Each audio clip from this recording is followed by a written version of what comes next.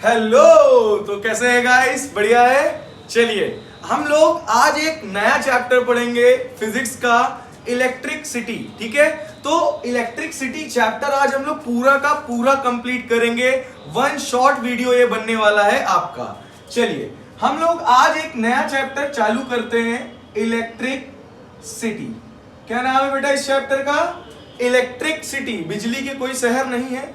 इसमें हम लोग नॉर्मली पढ़ेंगे जो हमारे चार्जेस होते हैं, कैसे करंट फ्लो होता है, घर में कैसे बिजली आती है, कैसे हमारे अप्लायंसेस चलते हैं, इनके बारे में हम लोग पढ़ेंगे। ठीक है, तो इलेक्ट्रिसिटी को जानने से पहले बेटा हम लोग को जान लेना चाहिए कि चार्जेस क्या होते हैं और चार्जेस कितने टाइप्स के होते हैं। ठीक है, तो बेटा जो चार्जेस होते हैं आपके, सबसे पहला टर्म आता है इस चैप्टर में। आगे बढ़ने से पहले हम लोग समझेंगे चार्ज क्या है। ठीक है बेटा, तो चार्ज बेटा एक बेसिक एंटिटी क्वांटिटी है किसी भी मटेरियल की। ठीक है, चार्ज क्या है? Charge is the entity quantity of any material. ठीक है, चार्ज एक प्रॉपर्टी है मैटर की, जिसकी वजह से मैटर जो होता है वो एक इलेक्ट्रिक और मैग्नेटिक इफेक्ट एक्सपीरियंस करता है। किसकी वजह से एक्सपीरियंस करता है? चार्ज की वजह से। तो चार्ज क्या होता है बेटा?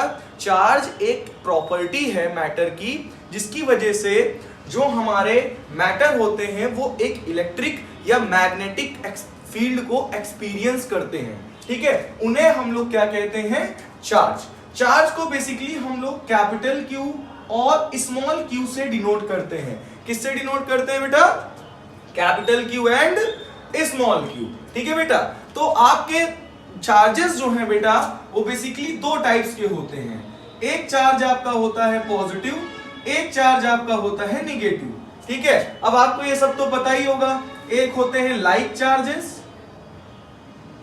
और एक होते हैं अनलाइक चार्जेस। ठीक है, एक होते हैं लाइक चार्जेस और एक होते हैं अनलाइक चार्जेस। तो बेटा लाइक चार्जेस क्या होते हैं? जैसे positive and positive, negative and negative.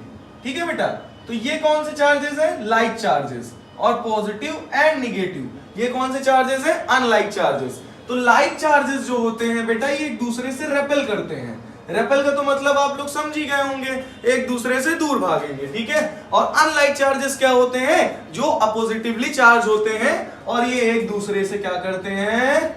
Attract. क्या करते हैं बेटा? अट्रैक्ट। ठीक है, तो बेसिकली चार्जेस की क्या डेफिनेशन हुई? तो बेटा जो चार्ज होते हैं इनको हम लोग क्या कहते हैं? It is the property of matter in which matter experiences a magnetic and electric effect. ठीक है, एक्सपीरियंस करते हैं मैग्नेटिक और इलेक्ट्रिक फील्ड या इफेक्ट को, उसे हम लोग क्या कहते हैं? चार्ज। ये बात समझ में आ गई? बहुत बढ़िया। अब हम लोग इसका फॉर्मूला डिराइव करेंगे। बेटा फॉर्मूला डिराइव करने से पहले आप ये भी समझ लो, जैसे हमारा जो एटम होता है, एटम के अंदर प्रोटॉन होते हैं, न्यूट्रॉन होते हैं और उसके अराउंड में जो उसके आपका ऑर्बिट होता है, शेल होता है, उसमें इलेक्ट्रॉन्स आपके रिवॉल्व करते हैं। ठीक है, तो इलेक्ट्रॉन जो होता है बेटा ये एक फंडामेंटल चार्ज है। इसके ऊपर निगेटिवली चार्ज होते हैं। ठीक है, निगेटिव चार्ज होता है। ये है प्रोटॉन। प्रोटॉन जो है बेटा ये पॉजिटिवली चार्ज होता है। ये है न्यूट्रॉन जो कि क्या होता है? न्यूट्रल। क्या होता है? न्यूट्रल होता है। ठीक है बेटा, तो इन सब की खोज किसने की? आपने छोटे में पढ़ा होगा, ईटा पर नाचे। ईटा पर नाचे, नाचने मतलब जो है ना भाई, ई का मतलब है बेटा इलेक्ट्रॉन। क्या मतलब है? इलेक्ट्रॉन। टा का मतलब क्या है? J Thomson. पा का मतलब प्रोटॉन। रा का मतलब रदरफोर्ड। ना का मतलब न्यूट्रॉन भाई। चा का मतलब चैडविक भाई। ठीक है बेटा, तो इलेक्ट्रॉन की खोज किसने की? जे थॉमसन ने। प्रोटॉन की खोज किसने की? रदरफोर्ड ने। न्यूट्रॉन की खोज किसने की? चैडविक ने। समझे? तो इलेक्ट्रॉन प्रोटॉन की खोज की गई है। ठीक है, बेसिकली इनके ऊपर चार्जेस भी होते हैं। तो एक इलेक्ट्रॉन पर कितना चार्ज होता है? -1.67 इंटू 10 की पावर -19 कूलॉम। अभी कूलॉम क्या है भाई? Coulomb is the basic SI unit. ये एसआई यूनिट है आपकी चार्ज की। तो चार्ज की एसआई यूनिट क्या होती है बेटा? कूलॉम। क्या होती है? कूलॉम। ये बात आपको समझ में आ गई होगी, ठीक है। अब आप सोच रहे होगे मन में, यार ऐसा यूनिट क्या होता है? तो बेटा जैसे कि मान लो आप किसी भी शॉप पे जाते हो, अब मान लो आपको चावल खरीदना है शॉप पे, तो अब ये तो कहोगे नहीं भैया भैया 10,000 दाने चावल के दे दो, तब तो वो आपको दौड़ा के मारेगा। आप उससे कहोगे भाई 10 kg हमें राइस तौल दीजिए, है ना, मतलब 10 किलो चावल हमें दे दीजिए। तो किलो आपने बताया ना, तो किलो क्या कर रहा है? किलो आपकी एक बेसिक यूनिट है, वो आपके मेजरमेंट को इजी कर देती है। उसी तरीके से जो चार्ज को मेजरमेंट किया जाता है वो किसमें किया जाता है? कूलॉम में, ठीक है। प्रोटॉन पर कितना चार्ज होता है? प्लस 1.6 इंटू 10 की पावर माइनस 19 कूलॉम। और न्यूट्रॉन पर कितना चार्ज होता है? 0। क्या होता है भाई? ZeRO, 0, ठीक है। तो ये बात समझ में आ गई? बोलो। अब आपको ये भी मैं बता दूं, इस इलेक्ट्रॉन का मास कितना होता है? हम लिखेंगे मास ऑफ इलेक्ट्रॉन। तो बेटा इलेक्ट्रॉन का मास कितना होता है? बोलो तो जल्दी से। 9.1 इंटू 10 की power minus 31 kg। Mass of proton क्या होगा? 1.67 इंटू 10 की power minus 27 kg। Mass of neutron कितना होगा? 1.67 इंटू 10 की पावर माइनस 27 kg, ठीक है बेटा। तो ये आपके कुछ एटम के इलेक्ट्रॉन, प्रोटॉन, न्यूट्रॉन हो गए और उनका मासेस हो गए, ठीक है। इसको आप लोग नोट कर लीजिएगा। चलिए बहुत बढ़िया। तो बेटा अब हम लोग चार्ज के बारे में तो जान गए हैं। अब सोचिए, थोड़ा सा इसको मैं इरेज कर रहा हूं, थोड़ा सा क्यों, मैं पूरा सा इरेज करूंगा, है। चलिए, तो हमको ये पता चल गया चार्जेस क्या होते हैं, कितने प्रकार के होते हैं, 2 टाइप्स के होते हैं, positive and negative. Like charges repel each other, unlike charges attract each other. बहुत बढ़िया भाई, बहुत बढ़िया, आगे बढ़ाइए। चलिए आगे देखिए बेटा, आपको पता होगा जो चार्जेस होते हैं, क्या बोला मैंने, जो चार्जेस होते हैं क्या होते हैं, इनका फॉर्मूला कैसे निकलेगा। मान लीजिए आपके पास ये एक वायर है, क्या है बेटा, ये आपके पास एक वायर है। अब मान लीजिए इसमें कई सारे इलेक्ट्रॉन क्या हो रहे हैं, मूव कर रहे हैं। क्या कर रहे हैं इलेक्ट्रॉन्स? मूव। तो मैंने कहा मान लीजिए इसमें से प्लस माइनस 1 इलेक्ट्रॉन गया, फिर प्लस माइनस 2 इलेक्ट्रॉन गया, फिर प्लस माइनस 3 इलेक्ट्रॉन गया, फिर प्लस माइनस 4 इलेक्ट्रॉन गया, ठीक है। तो इलेक्ट्रॉन पे इलेक्ट्रॉन भाई चले जा रहे हैं प्लस माइनस, तो प्लस माइनस n इलेक्ट्रॉन्स गए। कितने इलेक्ट्रॉन्स गए? n इलेक्ट्रॉन्स गए। तो बेटा 1 इलेक्ट्रॉन अगर जाएगा, 2 इलेक्ट्रॉन जाएंगे, 3 इलेक्ट्रॉन जाएंगे, 4 इलेक्ट्रॉन जाएंगे, या तो टोटल नंबर ऑफ इलेक्ट्रॉन जाएंगे। तो इसका मतलब चार्ज का फॉर्मूला क्या बन गया?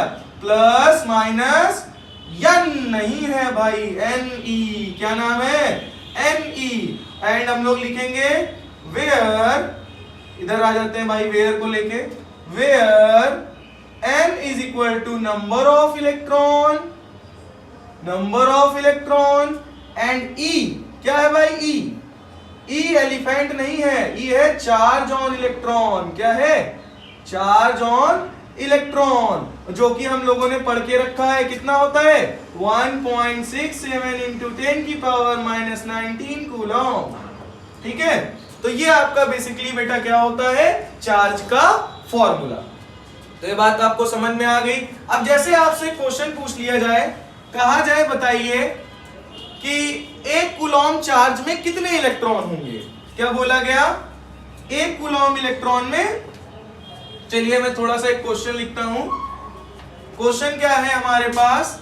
Calculate number of electron in 1 coulomb charge. क्या बोला गया बेटा? आपको कैलकुलेट करना है कि 1 कूलॉम चार्ज में कितने इलेक्ट्रॉन होंगे। तो बेटा आप बेसिकली क्या करोगे? सबसे पहले हम लोग गिवन लिखेंगे। क्या लिखेंगे? गिवन। तो आपको कितना चार्ज दिया गया है? Q is equal to 1 coulomb. Formula क्या था? Q is equal to plus minus N, यही तो ना। अच्छा भाई ठीक है। तो चार्ज हमको दिया गया है, नंबर ऑफ इलेक्ट्रॉन यानी n निकालना है। क्या E हमें पता है? हाँ भाई बिल्कुल, 1.67 इंटू 10 की पावर माइनस 19 कूलॉम। तो हमें Q is equal to formula पता है Ne, तो N इज इक्वल टू क्या हो जाएगा? Q upon E। अच्छा भाई हम इसको क्या कर देंगे, 1.6 इंटू 10 की पावर माइनस 19 चार्ज रख दिया हमने, और इलेक्ट्रॉन, अच्छा चार्ज तो इतना दिया ही नहीं भाई, कितना दिया गया? 1 कूलॉम, ठीक है रख दिया। E कितना दिया गया? 1.6 इंटू 10 की पावर माइनस 19 कूलॉम, ठीक है भाई। 10 की पावर माइनस 19 ऊपर चला जाएगा, प्लस में हो जाएगा, ये तो पता ही होगा आपको। माइनस की पावर ऊपर जाएगी, प्लस में हो जाएगी, इनटू लगा दिया।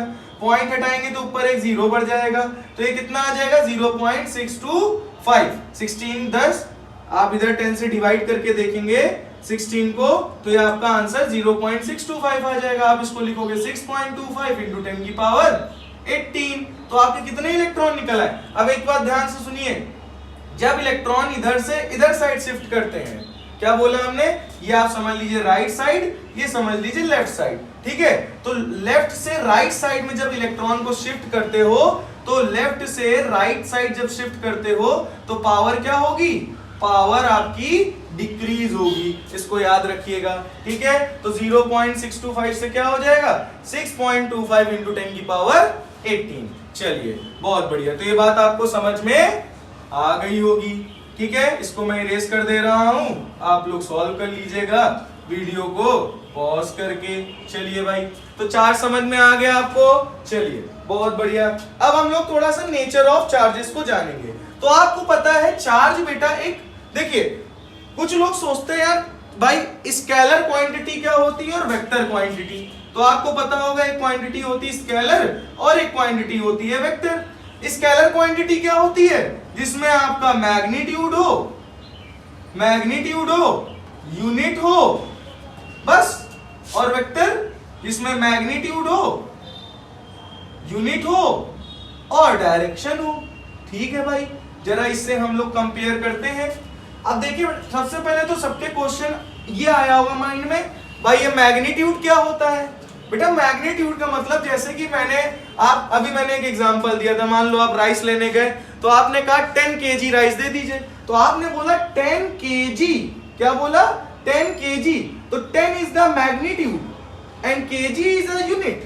समझ में आई बात? तो यहाँ पे जो तो न्यूमेरिकल वैल्यू है वो मैग्नीट्यूड है, और आपका यूनिट क्या है? kg। बहुत बढ़िया। अब वेक्टर की बात करें जिसमें मैग्नीट्यूड हो, यूनिट हो, डायरेक्शन, जैसे मैंने कहा 4 किलोमीटर नॉर्थ डायरेक्शन में आपको दौड़ना है, भाग मिका भाग, भागने मत लग जाना ना, मम्मी पीछे से मारेगी। ये क्या है? मैग्नीट्यूड, ये क्या है? यूनिट, एंड ये क्या है? डायरेक्शन। तो चलिए हम लोग चार्ज देखते हैं, ठीक है। तो चार्ज कौन सी क्वांटिटी है भाई? चलिए बताइए जल्दी से कमेंट करके, चार्ज कौन सी क्वांटिटी है? तो बेटा बेसिकली हमें चार्ज लगता है भाई, चार्ज के पास मैग्नीट्यूड भी होता है और एक ही डायरेक्शन में चल रहा है, मतलब उसके पास मैग्नीट्यूड भी है और डायरेक्शन भी है, तो उसको वेक्टर क्वांटिटी होना चाहिए। लेकिन नहीं, ये स्केलर क्वांटिटी है। क्यों? क्योंकि वेक्टर क्वांटिटी वो होती हैं जो कि वेक्टर लॉ ऑफ एडिशन को फॉलो करती हैं, उन्हें हम लोग वेक्टर क्वांटिटी कह सकते हैं। अब वेक्टर लॉ ऑफ एडिशन क्या है वो आप क्लास 11 में पढ़ोगे, बट आप दिमाग में ये रखो कि आपकी जो चार्ज है ये कौन सी क्वांटिटी है? Scalar quantity. अब ये चीज दिमाग में रखना कि इसमें डायरेक्शन होने के बाद भी ये वेक्टर क्वांटिटी क्यों नहीं है, क्योंकि ये जो है ये वेक्टर लॉ ऑफ एडिशन को, कौन सा? वेक्टर लॉ ऑफ एडिशन को फॉलो नहीं करता है, और इसको अगर ये फॉलो नहीं करेगा तो ये वेक्टर क्वांटिटी नहीं कहलाएगा, स्केलर क्वांटिटी कहलाएगा। ठीक है बेटा, ये बात आपको समझ में आ गई होगी कि चार्ज कौन सा क्वांटिटी है?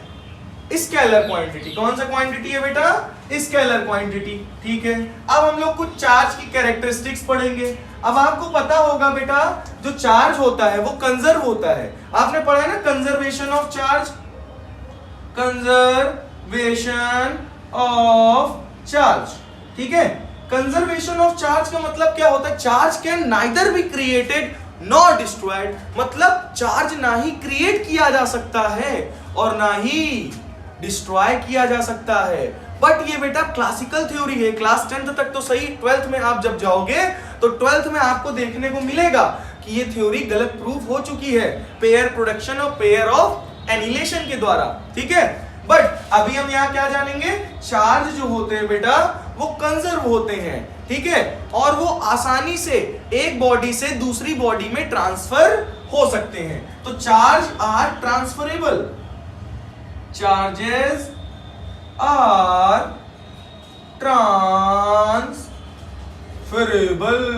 तो चार्जेस क्या होते हैं बेटा, ट्रांसफरेबल। क्या होते हैं, ट्रांसफरेबल। और पांचवा पॉइंट, इट इज क्वांटाइज्ड। क्या है ये, क्वांटाइज्ड है। अब भैया क्वांटाइज्ड का क्या मतलब हुआ, जल्दी से बताओ। अच्छा बताते हैं भाई, रुक जाओ बेटा। देखो सिंपल सी बात है, क्वांटाइज्ड का मतलब क्या होता है। मान लो आप पेन की दुकान पे गए, भैया भैया हमको पेन दे दीजिए। अच्छा पेन मांगा आपने, भैया पेन हमको 1.5 पेन चाहिए। 1.5 पेन, 1.5 पेन नहीं चाहिए भैया, 2 पेन मिलेंगे। अच्छा 1.5 नहीं मिलेंगे, नहीं 2 मिलेंगे। अच्छा 2.5 दे दीजिए ना, 3 मिलेंगे। अच्छा क्या भाई कह रहा है कि 2.5, 1.5 ये अनक्वांटाइज्ड हो गया।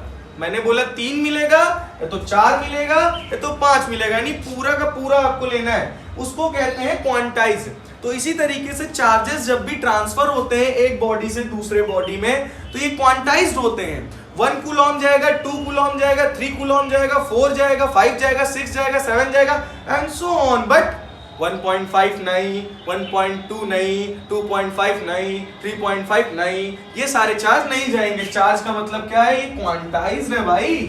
क्या है ये, क्वांटाइज्ड है। तो ये बात समझ में आ गई आपको, चार्जेस क्या है बेटा, क्वांटाइज्ड है। और चार्जेस जो होते हैं बेटा इनवेरिएंट होते हैं। इनवेरिएंट का मतलब इनकी स्पीड पे, इनकी जो, जैसे आप देखते होगे, मान लो ये एटम है, ये प्रोटॉन है, ये न्यूट्रॉन है, ये इसका ऑर्बिट है, इसमें इलेक्ट्रॉन घूम रहा है। तो इलेक्ट्रॉन का चार्ज जो है वो वेलोसिटी यानी इसकी स्पीड पे डिपेंड नहीं करता है। आप इसकी स्पीड चाहे इलेक्ट्रॉन की जितनी बढ़ जाए, चार्ज उतना ही रहेगा। कितना रहेगा, -1.67 की पावर -19 कूलॉम। कितना रहेगा, समझ में आ गया। तो मतलब इसका चार्ज जो है वो वेरी नहीं करेगा, चार्ज जो है वही रहेगा, चार्ज वेरी नहीं करता है। इसीलिए इनको कहते हैं चार्जेस जो होते हैं बेटा वो इनवेरिएंट होते हैं। क्या होते हैं, इनवेरिएंट। मतलब ये वेरी नहीं करते हैं, ये वेरी नहीं करते हैं। ये बात समझ में आ गई। इनकी स्पीड बढ़ाने पर इनका चार्ज वेरी नहीं करेगा। ये क्लियर हो गया आपको, चलिए भाई बहुत बढ़िया। अच्छा एक प्रॉपर्टी और है इनकी, 7वीं प्रॉपर्टी क्या है, मान लीजिए हमने कंडक्टर लिया, हॉलो कंडक्टर। कौन सा कंडक्टर है बेटा, हॉलो।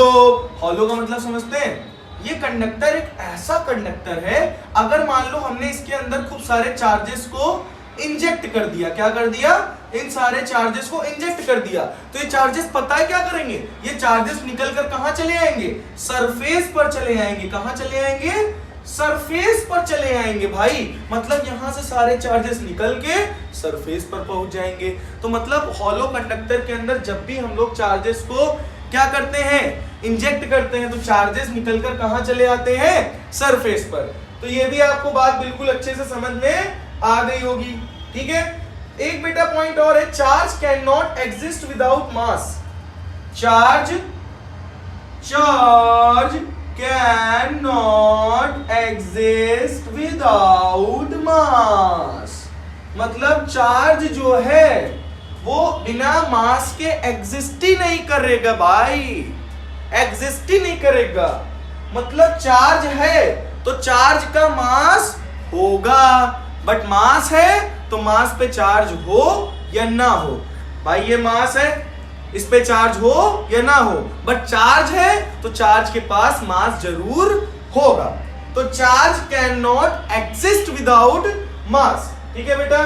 ये बात आपको अच्छे से क्लियर हो गई होगी कि चार्जेस क्या होते हैं, क्यों इनका सिंबल होता है, Q = ±ne फॉर्मूला होता है।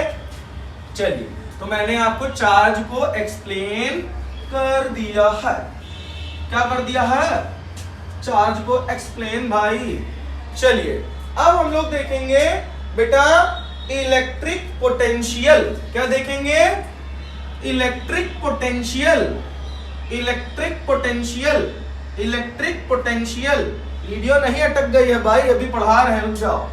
देखो बेटा, आपको ये तो पता ही होगा, जो चार्जेस होते हैं वो दो तरीके के होते हैं, एक पॉजिटिव होते हैं और एक निगेटिव होते हैं। तो ये हमारी है बेसिकली एक इलेक्ट्रिक फील्ड। क्या है बेटा? Electric field. तो इधर है पॉजिटिव चार्ज और इधर है बेटा निगेटिव चार्ज। इधर कौन सा चार्ज है? पॉजिटिव। इधर कौन सा चार्ज है? निगेटिव। और इलेक्ट्रिक फील्ड जो फ्लो होती है वो हमेशा पॉजिटिव से निगेटिव की तरफ होती है। ठीक है भाई। अब हमने यहां रख दिया है टेस्ट चार्ज। इसका क्या नाम है बेटा? Test charge. क्या नाम है? Test charge. और टेस्ट चार्ज ऑलवेज भी पॉजिटिव। टेस्ट चार्ज जो होते हैं वो क्या होते हैं बेटा? पॉजिटिव होते हैं। तो टेस्ट चार्ज पॉजिटिव है तो ये निगेटिव की तरफ अट्रैक्ट करेगा। बोलो हाँ। अच्छा भाई, चलो भाई, इतनी बात तो समझ में आ गई। तो ये निगेटिव इसको अपनी तरफ अट्रैक्ट करेगा। अब कोई निगेटिव चार्ज पॉजिटिव को घसीट रहा है तो इलेक्ट्रोस्टैटिक फोर्स लगेगा। तो इधर एक फोर्स लगा, इसने चार्ज को अपनी तरफ घसीटा। बट सोचो कि हम इसको इधर की तरफ फोर्स लगा के घसीटेंगे, तो बेटा जब इसको हम इधर फोर्स लगा के घसीटेंगे तो हम इसके अगेंस्ट वर्क कर रहे हैं, इसके अगेंस्ट वर्क कर रहे हैं। तो अगेंस्ट वर्क कर रहे हैं इस चार्ज को। यहां से मान लीजिए ये ए पॉइंट है, ये ए पॉइंट है, ये बी पॉइंट है। तो इस ए पॉइंट से बी पॉइंट तक लाने के लिए जितना भी हम वर्क डन करेंगे इस टेस्ट चार्ज पर, वही हमारा पोटेंशियल होगा। क्या होगा? पोटेंशियल। अब मान लीजिए आप सब्जी मंडी गए और सब्जी मंडी मम्मी ने कहा चल इधर आ, पहले अभी पढ़ाई करने से पहले मार्केट जा और मार्केट जाके आलू लेके आ। ठीक है। तो झोला लिया, गए भैया ऐसे ऐसे करते करते ठुमकते हुए आलू लेने। अब आलू लिया, झोले में भरा, झोले में रखने के बाद अब मैं जब मार्केट से घर की तरफ निकला, मैं तो रास्ते से जा रहा था, समझे ना? भेलपूड़ी भेलपूड़ी मत खाओ भाई। आलू लेके जब घर जाओगे आप तो उसको ले जाने, मान लीजिए आलू आपके एक चार्जेस हैं। आलू क्या है? चार्जेस हैं। अब उन चार्जेस को यहां से घर तक ले जाने के लिए आप कुछ वर्क डन करोगे। वर्क डन सोच रहे होंगे, force into displacement, perpendicular displacement. ठीक है। तो फोर्स इनटू डिस्प्लेसमेंट, ये आपने छोटे में फॉर्मूला सुना होगा, W is equal to Fs। मतलब ये ऑब्जेक्ट है, मैंने इस पे फोर्स लगाया, इसको डिस्प्लेस करके यहां रख दिया।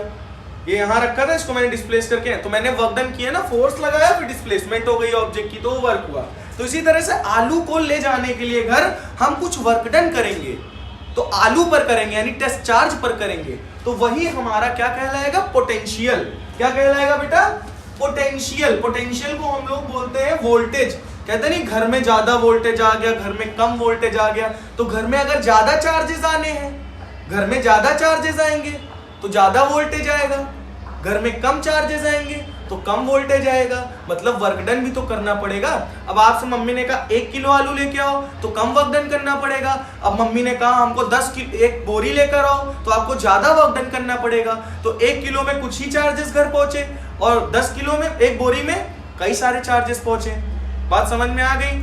मतलब कहने का ये है कि ज्यादा चार्जेस लाने के लिए ज्यादा वर्क डन करना पड़ेगा, कम चार्जेस लाने के लिए कम वर्क डन करना पड़ेगा। तो कम वर्क डन करोगे तो कम पोटेंशियल लगेगा और ज्यादा वर्क डन करोगे तो ज्यादा पोटेंशियल मिलेगा। ये बात समझ में आई? चलिए, तो पोटेंशियल को बेटा हम लोग V से डिनोट करते हैं, इसको हम लोग वोल्टेज के नाम से भी जानते हैं। तो इलेक्ट्रिक फील्ड किधर से किधर जनरेट होती है? पॉजिटिव से निगेटिव, पॉजिटिव से निगेटिव, पॉजिटिव से निगेटिव। तो अगर हमने यहाँ पे एक पॉजिटिव टेस्ट चार्ज रख दिया है तो वो इधर निगेटिव की तरफ खिंचा हुआ जाएगा। ठीक है भाई। बट इसको हम इस A पॉइंट से B पॉइंट तक खींच के लाएंगे, तो उस फोर्स के अगेंस्ट वर्क कर रहे हैं, उस फोर्स के अगेंस्ट वर्क कर रहे हैं। तो इसका मतलब क्या है?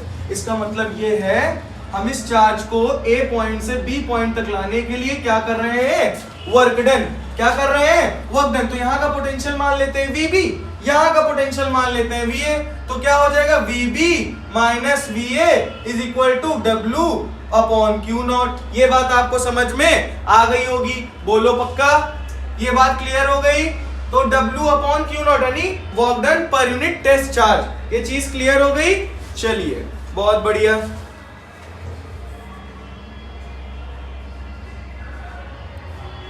चलिए बेटा, तो यहां तक आपको क्लियर हो गया होगा। है ना। अब हम लोग देखेंगे पोटेंशियल क्या होता है। पोटेंशियल जो कि हम लोग समझ चुके हैं कि पोटेंशियल क्या होता है।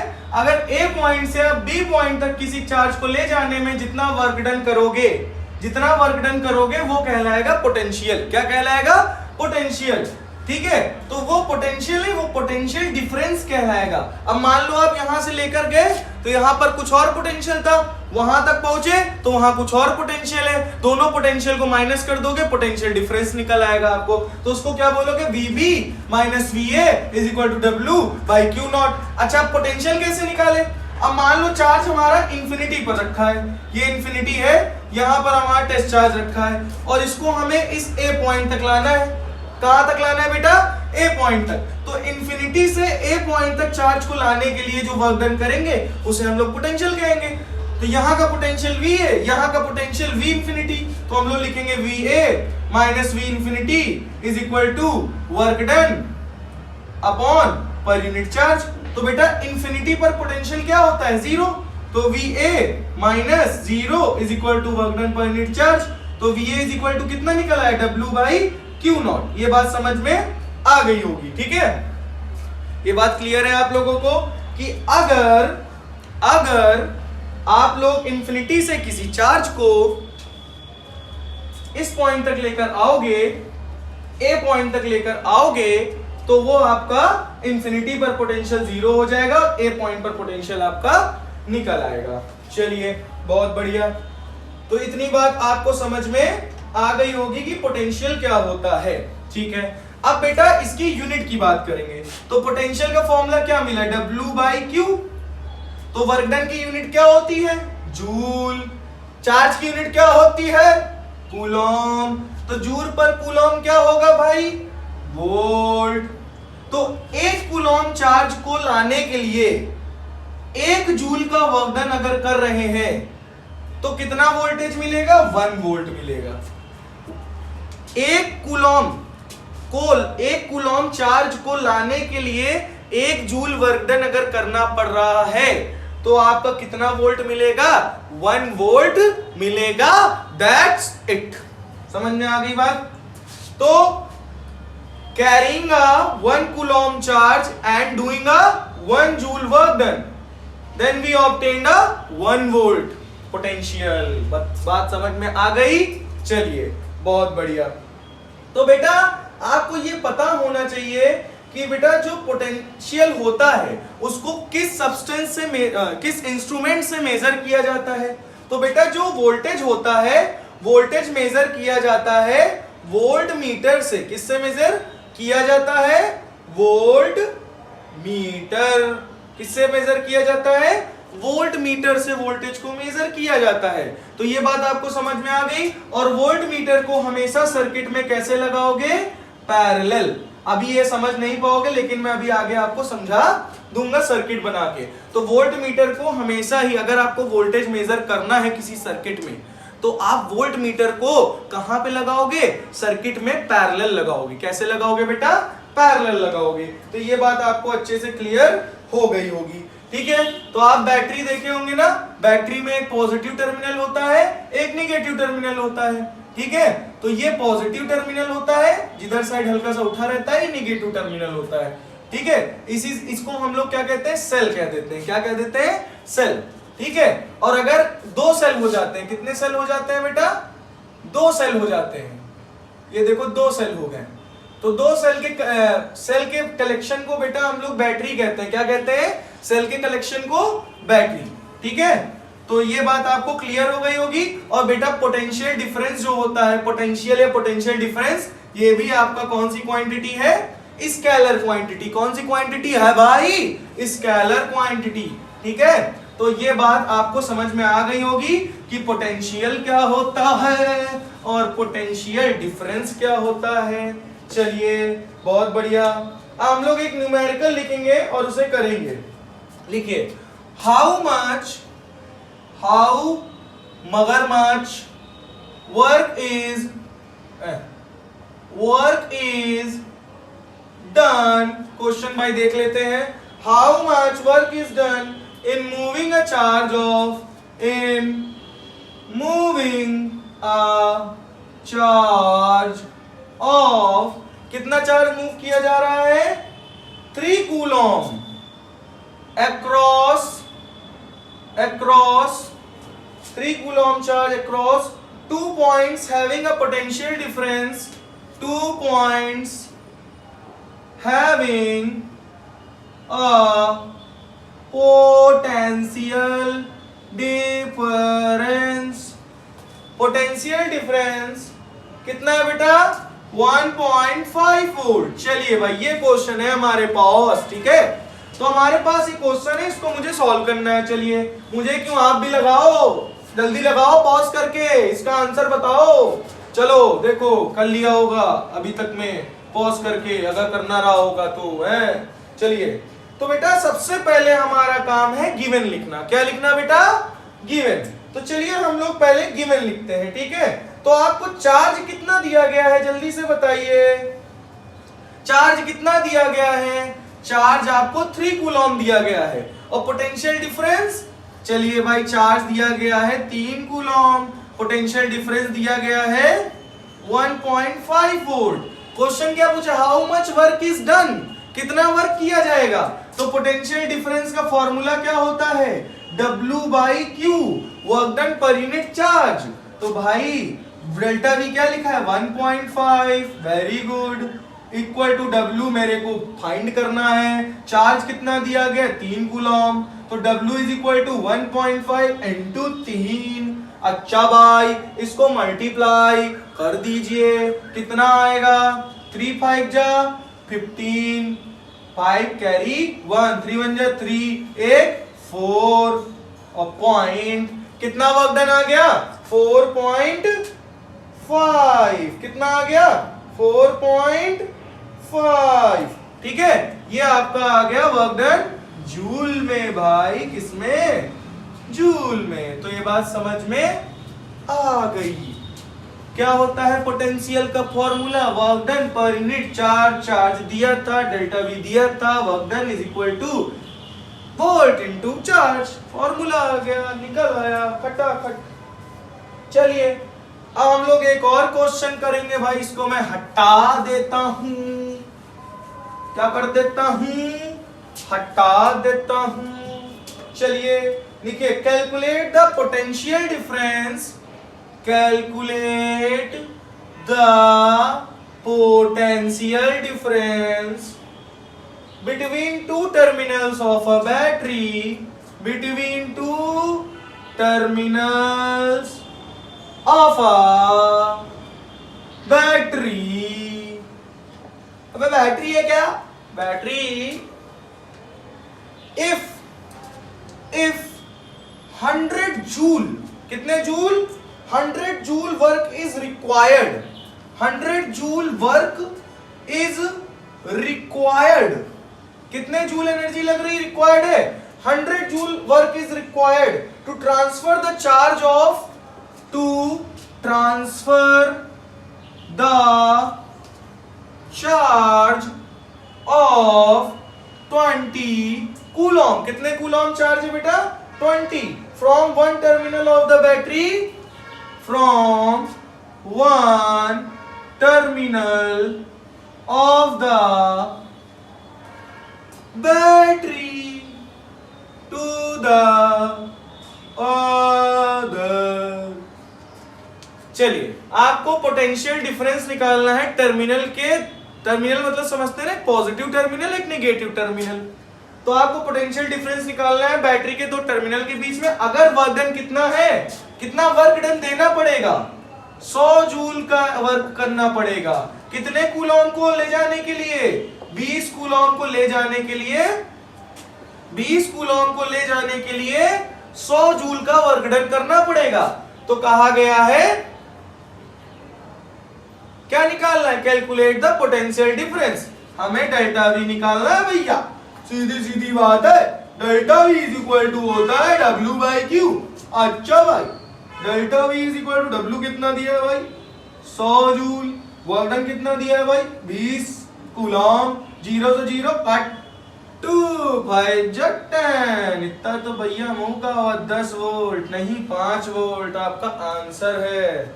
ये बात आपको समझ में आ गई होगी। चलिए अब हम लोग देखेंगे electric circuit, electric circuit, electric circuit, electric circuit. चलिए इलेक्ट्रिक सर्किट क्या होता है पहले हम इसके बारे में अच्छे से आपको बता देते हैं। इलेक्ट्रिक सर्किट जो होता है बेटा, हम लोग क्या करते हैं जब भी घर में बिजली का कनेक्शन करवाते हैं तो उस कनेक्शन को करवाने के लिए पहले हमें एक सर्किट डायग्राम बनाना पड़ता है। तो अब हम लोग सारी सामान तो यहाँ ले जाके आपको दिखा नहीं सकते, तो हम उन चीजों को एक सिंबल से डिनोट करेंगे। किससे डिनोट करेंगे? सिंबल से। जैसे कि आपको पता होगा कि वायर यूज होता है सर्किट में, तो मैंने ये बना दिया वायर। ठीक है भैया, वायर तो बन गया। कभी कभी वायर टूट जाता है तो हम जोड़ देते हैं। तो अच्छा भाई देखो ज्वाइंट वायर क्या होगा, ये है बेटा ज्वाइंट वायर। ज्वाइंट वायर आके यहाँ पे आप सिंबल बना दोगे ऐसे, ठीक है।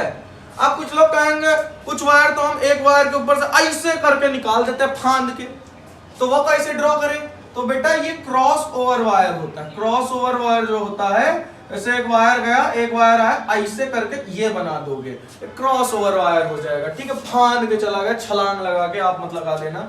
ठीक है। अच्छा कहा भैया सेल बताओ, सेल कैसे बनता है? तो बेटा जो सेल होता है, एक बड़ी डंडी एक छोटी डंडी। बड़ी डंडी जो होती है पॉजिटिव, छोटी डंडी जो होती है निगेटिव। ठीक है, ठीक है। चलिए बैटरी क्या होती है भाई? अरे भैया बैटरी तो आप दिख रहे हो हैं।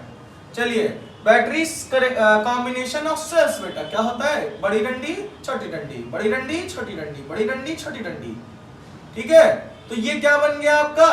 Positive negative, positive negative, positive negative. ये आपकी बन गई बैटरी। ये बेटा की क्या है? की। अरे बनाइए तो, ये है की। ठीक है, ऐसे भी बना सकते हो। ये ओपन की है।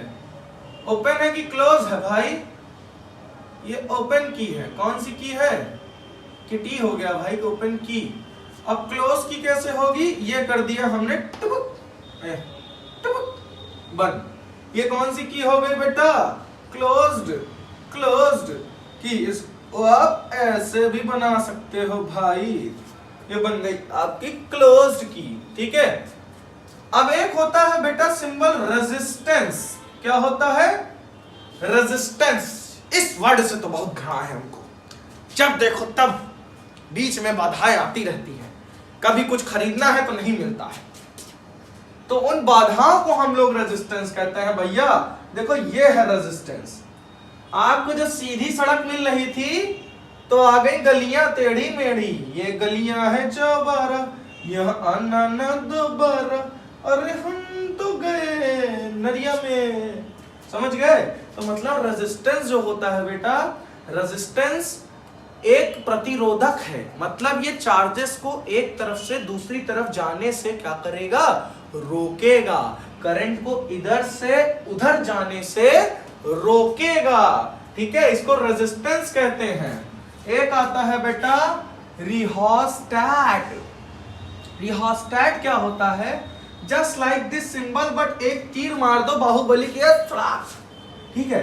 रिहोस्टेट का काम क्या होता है? रिहोस्टेट का काम होता है रेजिस्टेंस को बढ़ाना और घटाना। ठीक है, रेजिस्टेंस को हम बढ़ा भी सकते हैं और घटा भी सकते हैं इस डिवाइस को लगाकर। क्या नाम है इसका? रिहोस्टैट।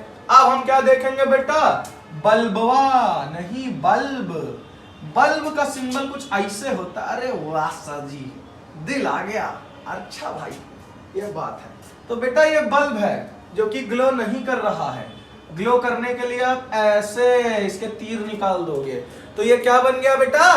बल्ब। ठीक है। अब एक और आता है आपका एमीटर भाई, एमीटर। एमीटर का सिंबल ये बनता है ए, पॉजिटिव निगेटिव। एक होता है वोल्ट मीटर। क्या होता है? अब आपने कहा भैया सर्किट में वोल्ट मीटर सेट करना है, तो बताओ सिंबल क्या होगा? ये होगा सिंबल वोल्ट मीटर का, पॉजिटिव निगेटिव। ये बात आपको समझ में आ गई होगी कि अगर हम लोग को ये सारी चीजें आ जाए तो इन सिंबल्स का यूज कर लेना है। ठीक है सर, कर लेंगे। तो अब इससे हम इसको नोट कर लेंगे, हम इसको इरेज कर दे रहे हैं भाई। इतनी देर में तो हो ही गया होगा आपका नोट, नहीं तो पॉज कर लीजिएगा। आपको क्या है, आप लाइन को इधर बढ़ाओगे तो मैं बैक चला जाऊंगा, इधर बढ़ाओगे तो आगे चला जाऊंगा, ठीक है। चलिए भाई, तो हम लोग अब थोड़ा सा एक सर्किट को बना के देखेंगे। किसको बेटा, सर्किट को। सर्किट समझते हो ना, एमबीबीएस वाला सर्किट नहीं है भाई। Positive negative positive negative positive negative positive negative, sir कितना बनाएंगे। चलिए भाई आगे बढ़ते हैं। ये this is not a cell, this is a battery. कि क्या है बेटा, बैटरी है। और बैटरी के निगेटिव साइड हम लोग की लगाते हैं। क्या लगाते हैं, की, ऑन और ऑफ की, ठीक है। उसके बाद हम लोग इसमें क्या लगा सकते हैं, एमीटर। क्या लगा सकते हैं, एमीटर। इसको मान लेते हैं एक्स। ये लग गया हमारा resistance.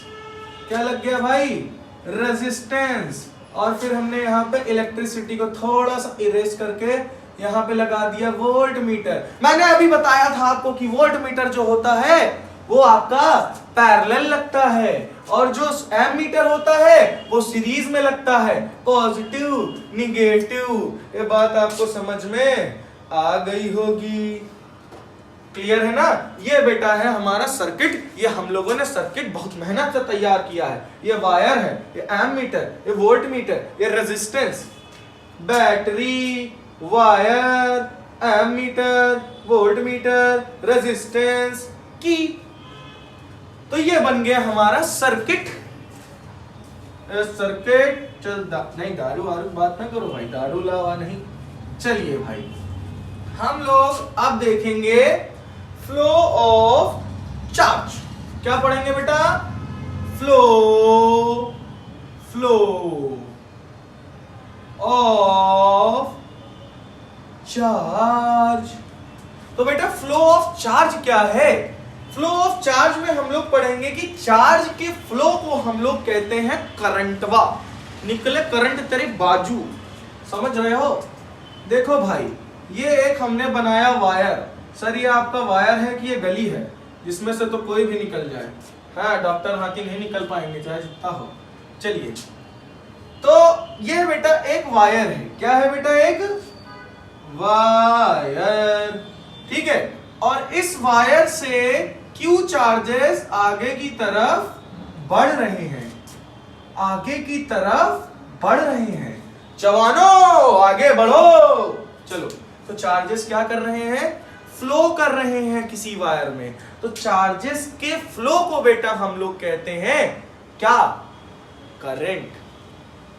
The rate of flow of charge is called current. निकले करंट तेरे बाजू, समझ गए ना। तो बेटा जो rate of flow of charge होता है उसे हम लोग कहते हैं करंट। तो करंट क्या होता है, किसी वायर में चार्जेस के फ्लो को हम लोग क्या कहते हैं, करंट। तो करंट को किस सिंबल से डिनोट करते हैं, आई से, और स्मॉल आई से भी डिनोट कर देते हैं। तो चार्जेस क्या, the rate of flow of charge, the rate of flow of charge, charge flowing per unit time. जितने टाइम में आपका चार्ज फ्लो करेगा उसे ही हम लोग क्या बोलेंगे, क्या बोलेंगे, हम लोग उसको करंट कहेंगे। क्या कहेंगे बेटा, करंट कहेंगे। क्या कहेंगे, करंट कहेंगे, ठीक है। और चार्ज की यूनिट क्या होती है, कूलॉम। टाइम की यूनिट क्या होती है, सेकंड। चार्ज की यूनिट क्या होती है, कूलॉम। टाइम की यूनिट क्या होती है, सेकंड। चार्ज की यूनिट कूलॉम, टाइम की यूनिट सेकंड। इसको एक साइंटिस्ट थे जिनका नाम था एंड्रे क्यूरी एम्पियर। क्या नाम था, एंड्रे क्यूरी एम्पियर। उन्होंने अपने नाम पे इसकी यूनिट दे दी, इन दोनों को मिला कह दिया ampere. And what is the unit of current, current ampere. क्या बोलोगे बेटा, एम्पियर या कूलॉम पर सेकंड, ठीक है बेटा। अगर आपका कभी आ जाए 1 मिली एम्पियर तो आप लिखोगे 10 की पावर -3 एम्पियर। 1 मिली नहीं मिली हमको, 1 मिली एम्पियर है। और एक माइक्रो एम्पियर आ जाएगा तो उसको आप लिखोगे 10 की पावर -6 एम्पियर। क्या लिखोगे बेटा? 10 की पावर -6 एम्पियर। कन्वर्ट कर लीजिएगा, न्यूमेरिकल में अगर आता है तो इसको आप कन्वर्ट करके एम्पियर में ही लिखेंगे। चलिए भाई, इतनी बात तो आपको समझ में आ ही गई होगी, फॉर्मूला भी आ ही गया होगा, इसको अच्छे से पढ़ लीजिएगा। ठीक है, अब इस पे हम लोग करेंगे न्यूमेरिकल। क्या करेंगे? न्यूमेरिकल। चलिए, पहला न्यूमेरिकल है a current of, first numerical है अ करंट ऑफ, कितना करंट है? 150 milliampere, 150 milliampere and flows, किधर फ्लो हो रहा है भाई? कहीं नाला सुपारा में तो नहीं जा रहा है। Through a circuit, through a circuit for 2 minute, 2 minute के लिए फ्लो हो रहा है। Find the amount of charge, find the amount of charge, find the amount of charge that flows the circuit, that flows the circuit। तो ये बात समझ में आ गई। चलिए जल्दी से इसको पॉज करके वीडियो को जल्दी से इसको सॉल्व करिए कॉपी पे और आंसर बता दीजिए। चलिए करिए। हो गया? अरे सर इतनी जल्दी कहाँ जा रहे हैं? वीडियो को पॉज कर लो भाई। चलिए देखिए क्वेश्चन में दिया क्या आ गया है। क्वेश्चन में दिया गया है current, current means I means 150 milliampere, milliampere. हमने बताया था ना 1 मिली एम्पियर में कितने एम्पियर होते हैं सर? 10 की पावर -3 एम्पियर। ठीक है, तो 150 मिली एम्पियर में क्या होंगे? 150 यानी 150 इंटू 10 की power 10 raise to the power -3 ampere current निकल आया। बोलो सही है। सर्किट में फ्लो हो रहा है, मतलब इतना करंट सर्किट में फ्लो हो रहा है। कितने मिनट? टाइम दिया गया है 2 मिनट, 2 नहीं भाई 2 मिनट। ठीक है, तो टाइम 2 मिनट है। हमने अभी करंट का फॉर्मूला क्या पढ़ा था? I = Q/T, यानी कूलॉम पर सेकेंड। तो कूलॉम तो ठीक है, मैंने इसको करंट को रख दिया एम्पियर के रूप में, टाइम को तो सेकंड के रूप में रखना है ना। तो रूप तो इसका मिनट है, रूप तो दूसरा है, रूप है सुहाना, समझ गए ना? इसको हमको मिनट में है दिखाना, नहीं भाई सेकंड में। तो 1 मिनट में कितने सेकंड होते हैं? 60, 2 6 जा 12, यानी कितने सेकंड आ गए? 120 सेकंड भाई। हमें निकालना क्या है? आई पता है, टी पता है, फॉर्मूला चार्ज निकालने के लिए कह रहा है, अमाउंट ऑफ चार्ज यानी क्यू हमें निकालना है, तो यानी क्यू फाइंड करना है। तो I = Q divided by T। तो इसको आप क्या बोलोगे? Q = IT। कंपनी में मत चले जाना। Q = I 150 इंटू 10 की पावर -3। टाइम कितना है? 120। इसको जल्दी से मल्टीप्लाई कर लो। 0 0 0 भाई 0 0, 10 की पावर -3, 10 की पावर 2 लिख सकते हो इसको, और ये हो जाएगा 15 इंटू 12। ठीक है, तो 15 इंटू 12, 10 की पावर 2 -3, 10 की पावर -1। बहुत बढ़िया, इसको हम लोग मल्टीप्लाई कर लेते हैं। 2 5 से 10 का 0, कैरी 1, 2 1 2 1 3 5 1 0 5 3 8 1 1 80। 10 की पावर -1 को नीचे लाओगे तो 10, इसको डिवाइड करोगे तो 18 कूलॉम। ये आपका चार्ज निकल आया। कितना निकल आया बेटा? 18 कूलॉम। तो 18 कूलॉम चार्ज पूरे सर्किट से फ्लो हो रहा होगा। कितने कूलॉम? 18 कूलॉम। तो ये बात आपको समझ में आ गई होगी। चलिए भाई, इसको मैं इरेज करता हूं, आगे आगे बढ़ता हूं। जल्दी जल्दी पढ़ाइए सर जी, पेपर आने वाले हैं। चलिए भाई, नेक्स्ट क्वेश्चन और हम लोग लिखेंगे। बोला गया है the total charge, total charge आपको दिया गया है इस बार। कितना दिया गया है, टोटल चार्ज नहीं है भाई, बोला गया अ टोटल ऑफ 6 × 10⁻40 इलेक्ट्रॉन्स है भाई। क्या है, 6 × 10⁻46 इलेक्ट्रॉन है, 46 इलेक्ट्रॉन है जो कि फ्लो कर रहे हैं। क्या कर रहे हैं बेटा, electrons flow through a current carrying, through a current carrying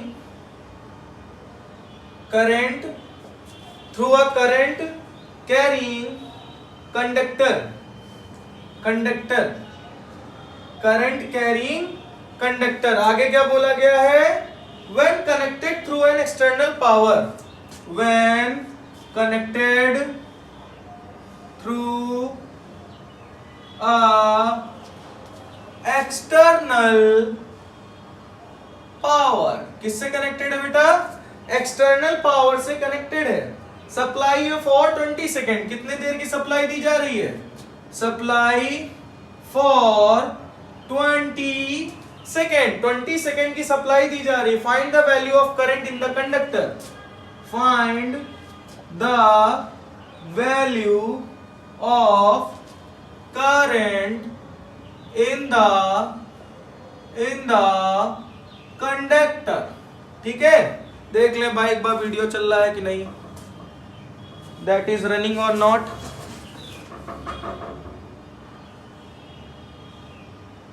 यार यस दिस इज रनिंग। चलिए हाँ भाई, तो ये बात आपको समझ में आ गया, क्या क्या दिया हुआ है। बोला गया है टोटल हो गया भाई, टोटल इतने इलेक्ट्रॉन्स दिए गए हैं। तो फर्स्ट गिवन लिख लेते हैं हम लोग, क्या क्या दिया गया है, इतने इलेक्ट्रॉन्स यानी 6 × 10⁻46 इलेक्ट्रॉन दिए गए हैं, flowing through a current carrying conductor. Current carrying conductor में फ्लो हो रहा है जब वो कनेक्टेड है एक्सटर्नल पावर से, और समय कितना दिया गया है, सप्लाई दी गई है 20 सेकेंड के लिए। और कुछ दिया गया है, आपको निकालना है find the value of current. क्या निकालना है, वैल्यू ऑफ करंट। ये n दिया गया, सॉरी n दिया गया है। तो बेटा इसका रिलेशन ही नहीं समझ में आ रहा भाई, तो हमने क्या पढ़ा है, I = Q/T। ठीक है भैया, Q = NE पढ़ा है आपने, तो क्या इस Q = Q की जगह NE रख सकते हैं, तो I = क्या हो जाएगा, NE/T। क्या हो जाएगा, NE/T। ठीक है, आगे देखते हैं। I = N कितना दिया गया है, 6 × 10⁻46। E कितना होता है, 1.6 × 10⁻19 अपॉन T कितना दिया गया, 20 सेकेंड। सारी वैल्यू रख दी, करंट निकालिए जल्दी से आप लोग, इसका आंसर कमेंट करके बताइए। चलिए जल्दी से आप लोगों को इसका आंसर कमेंट करके बताना है। ठीक है, इसको मैं यहां पे इरेज करूंगा, इतना करिएगा। ठीक है, चलिए भाई हम लोग अब आगे बढ़ेंगे। अब हम लोग पढ़ेंगे बेटा कितने टाइप्स के इलेक्ट्रिकल मेथड होते हैं। क्या बोलेंगे, टाइप्स ऑफ इलेक्ट्रिकल मेथड। तो कितने टाइप्स के इलेक्ट्रिकल मेथड होते हैं, सॉरी मटेरियल्स होते हैं, कितने टाइप्स के इलेक्ट्रिकल मटेरियल होते हैं। चलिए देखते हैं कितने टाइप्स के होते हैं। तो बेटा आपने सुना होगा, पहला होता है इंसुलेटर। क्या होता है, इंसुलेटर। इंसुलेटर एक ऐसा मटेरियल है जिसमें आपके करंट फ्लो ही नहीं होते हैं, चार्जेस फ्लो ही नहीं करेंगे। क्यों नहीं करेंगे बेटा, करंट जो फ्लो होता है वो नंबर ऑफ फ्री इलेक्ट्रॉन्स की वजह से होता है। सुनिए, ये एटम का न्यूक्लियस, इसमें होते हैं प्रोटॉन न्यूट्रॉन, इलेक्ट्रॉन रिवॉल्व कर रहा है, 2 इलेक्ट्रॉन। अब मान लीजिए ये आउटर इलेक्ट्रॉन में एक ही इलेक्ट्रॉन है, तो ये दोनों इलेक्ट्रॉन न्यूक्लियस से टाइटली बाउंड होंगे, इसलिए इन्हें हम लोग कहेंगे बाउंड इलेक्ट्रॉन्स। क्या बोलेंगे, बाउंड इलेक्ट्रॉन्स। और ये इन्हें बोलेंगे फ्री इलेक्ट्रॉन्स। तो बेटा वुड जैसे इंसुलेटर्स जो होते हैं उसमें आपके फ्री इलेक्ट्रॉन्स नहीं होते हैं, तो इंसुलेटर में अगर फ्री इलेक्ट्रॉन्स नहीं है तो इलेक्ट्रॉन यानी करंट चार्जेस का फ्लो नहीं होगा, ये इलेक्ट्रिसिटी को कंडक्ट नहीं कर पाएगा। दूसरा नंबर आता है कंडक्टर का। किसका नंबर आता है बेटा? कंडक्टर का। कंडक्टर जो होता है वो आपका करंट को फ्लो कर सकता है, करंट को फ्लो कर सकता है। क्यों कर सकता है पता है? क्योंकि करंट को फ्लो इस वजह से कर सकता है क्योंकि इसमें number of free electrons present होते हैं, क्योंकि इसमें number of free electrons present होते हैं। तो ये बात आपको समझ में आ गई होगी। अब थर्ड हमारा कौन सा मटेरियल आता है? थर्ड मटेरियल आता है सेमी कंडक्टर। कौन सा बेटा? सेमीकंडक्टर। और बेटा पता है सेमीकंडक्टर्स क्या होते हैं? सेमीकंडक्टर्स जो होते हैं ये इंसुलेटर की तरह बिहेव करते हैं और कंडक्टर की तरह भी बिहेव करते हैं। तो ये इंसुलेटर की तरह कब बिहेव करेंगे? जब टेम्परेचर कम होगा तब ये इंसुलेटर रहेंगे, और जब टेम्परेचर ज्यादा होगा तब ये कंडक्टर बन जाएंगे। ये बात आपको समझ में आ गई? तो सेमीकंडक्टर जो है it behaves like a insulator at low temperature and it behaves like a conductor at high temperature. तो आपको मटेरियल समझ में आ गए होंगे कि कौन कौन से मटेरियल हमारे होते हैं। इलेक्ट्रिकल मटेरियल, कौन सा मटेरियल?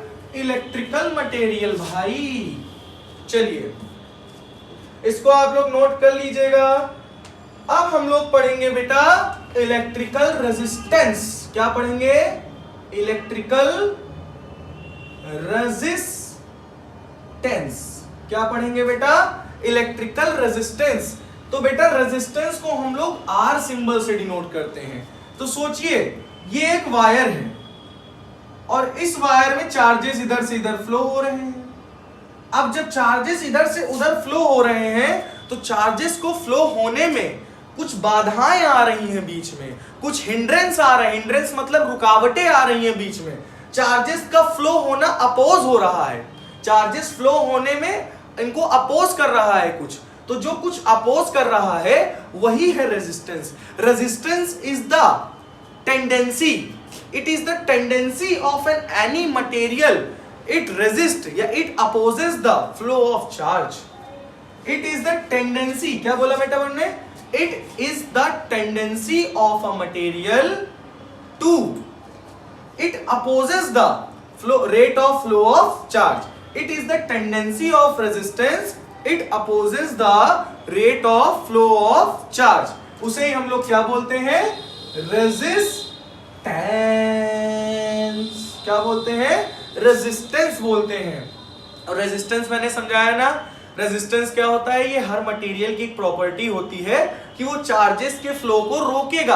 अब जैसे घर से आप कोचिंग के लिए निकले, स्कूल के लिए निकले, तो बीच में आपको कई सारी रुकावटें आ रही हैं। कहीं स्पीड ब्रेकर आ रहा है, फ्रिक्शन लग रहा है, तो ये सब रुकावटें जो हैं उन्हें ही हम लोग रेजिस्टेंस कहते हैं। क्या बोलते हैं बेटा? रेजिस्टेंस। और इसको हम लोग आर सिंबल से डिनोट करते हैं। इसकी एसआई यूनिट होती है ओम। क्या होती है? ओम। ठीक है, क्या होती है? ओम। और बेटा रेजिस्टेंस जो है वो डिपेंड करता है। तो आप बताओगे, कहोगे भैया रेजिस्टेंस किस पे डिपेंड करता है? तो रेजिस्टेंस डिपेंड करता है लेंथ पे। जैसे कि मान लो आपके पास एक ये पतली सी गली है। अब इसमें से 100 लोगों को बाहर निकलना है। तो अब 100 लोग अगर यहां से बाहर निकलना चाहेंगे तो निकलेंगे धीरे धीरे, क्योंकि इसकी लेंथ कम है तो कम रेजिस्टेंस लगेगा। आराम से धीरे धीरे करके 100 लोग निकल जाएंगे धीरे धीरे। रेजिस्टेंस लगेगा बट थोड़ा सा कम, क्योंकि लेंथ कम है। लेकिन अगर लेंथ इसकी बढ़ा दी तो अब निकलने में और प्रॉब्लम जनरेट होगी, क्योंकि लेंथ बढ़ गई, रेजिस्टेंस बढ़ गया। तो length is resistance is directly proportional to length. दूसरा बेटा resistance is inversely proportional to area. अब सोचिए हमने आपको इतनी पतली सी गली दी और 100 लोगों को कहा 100 लोग निकल के दिखाएं यहां से।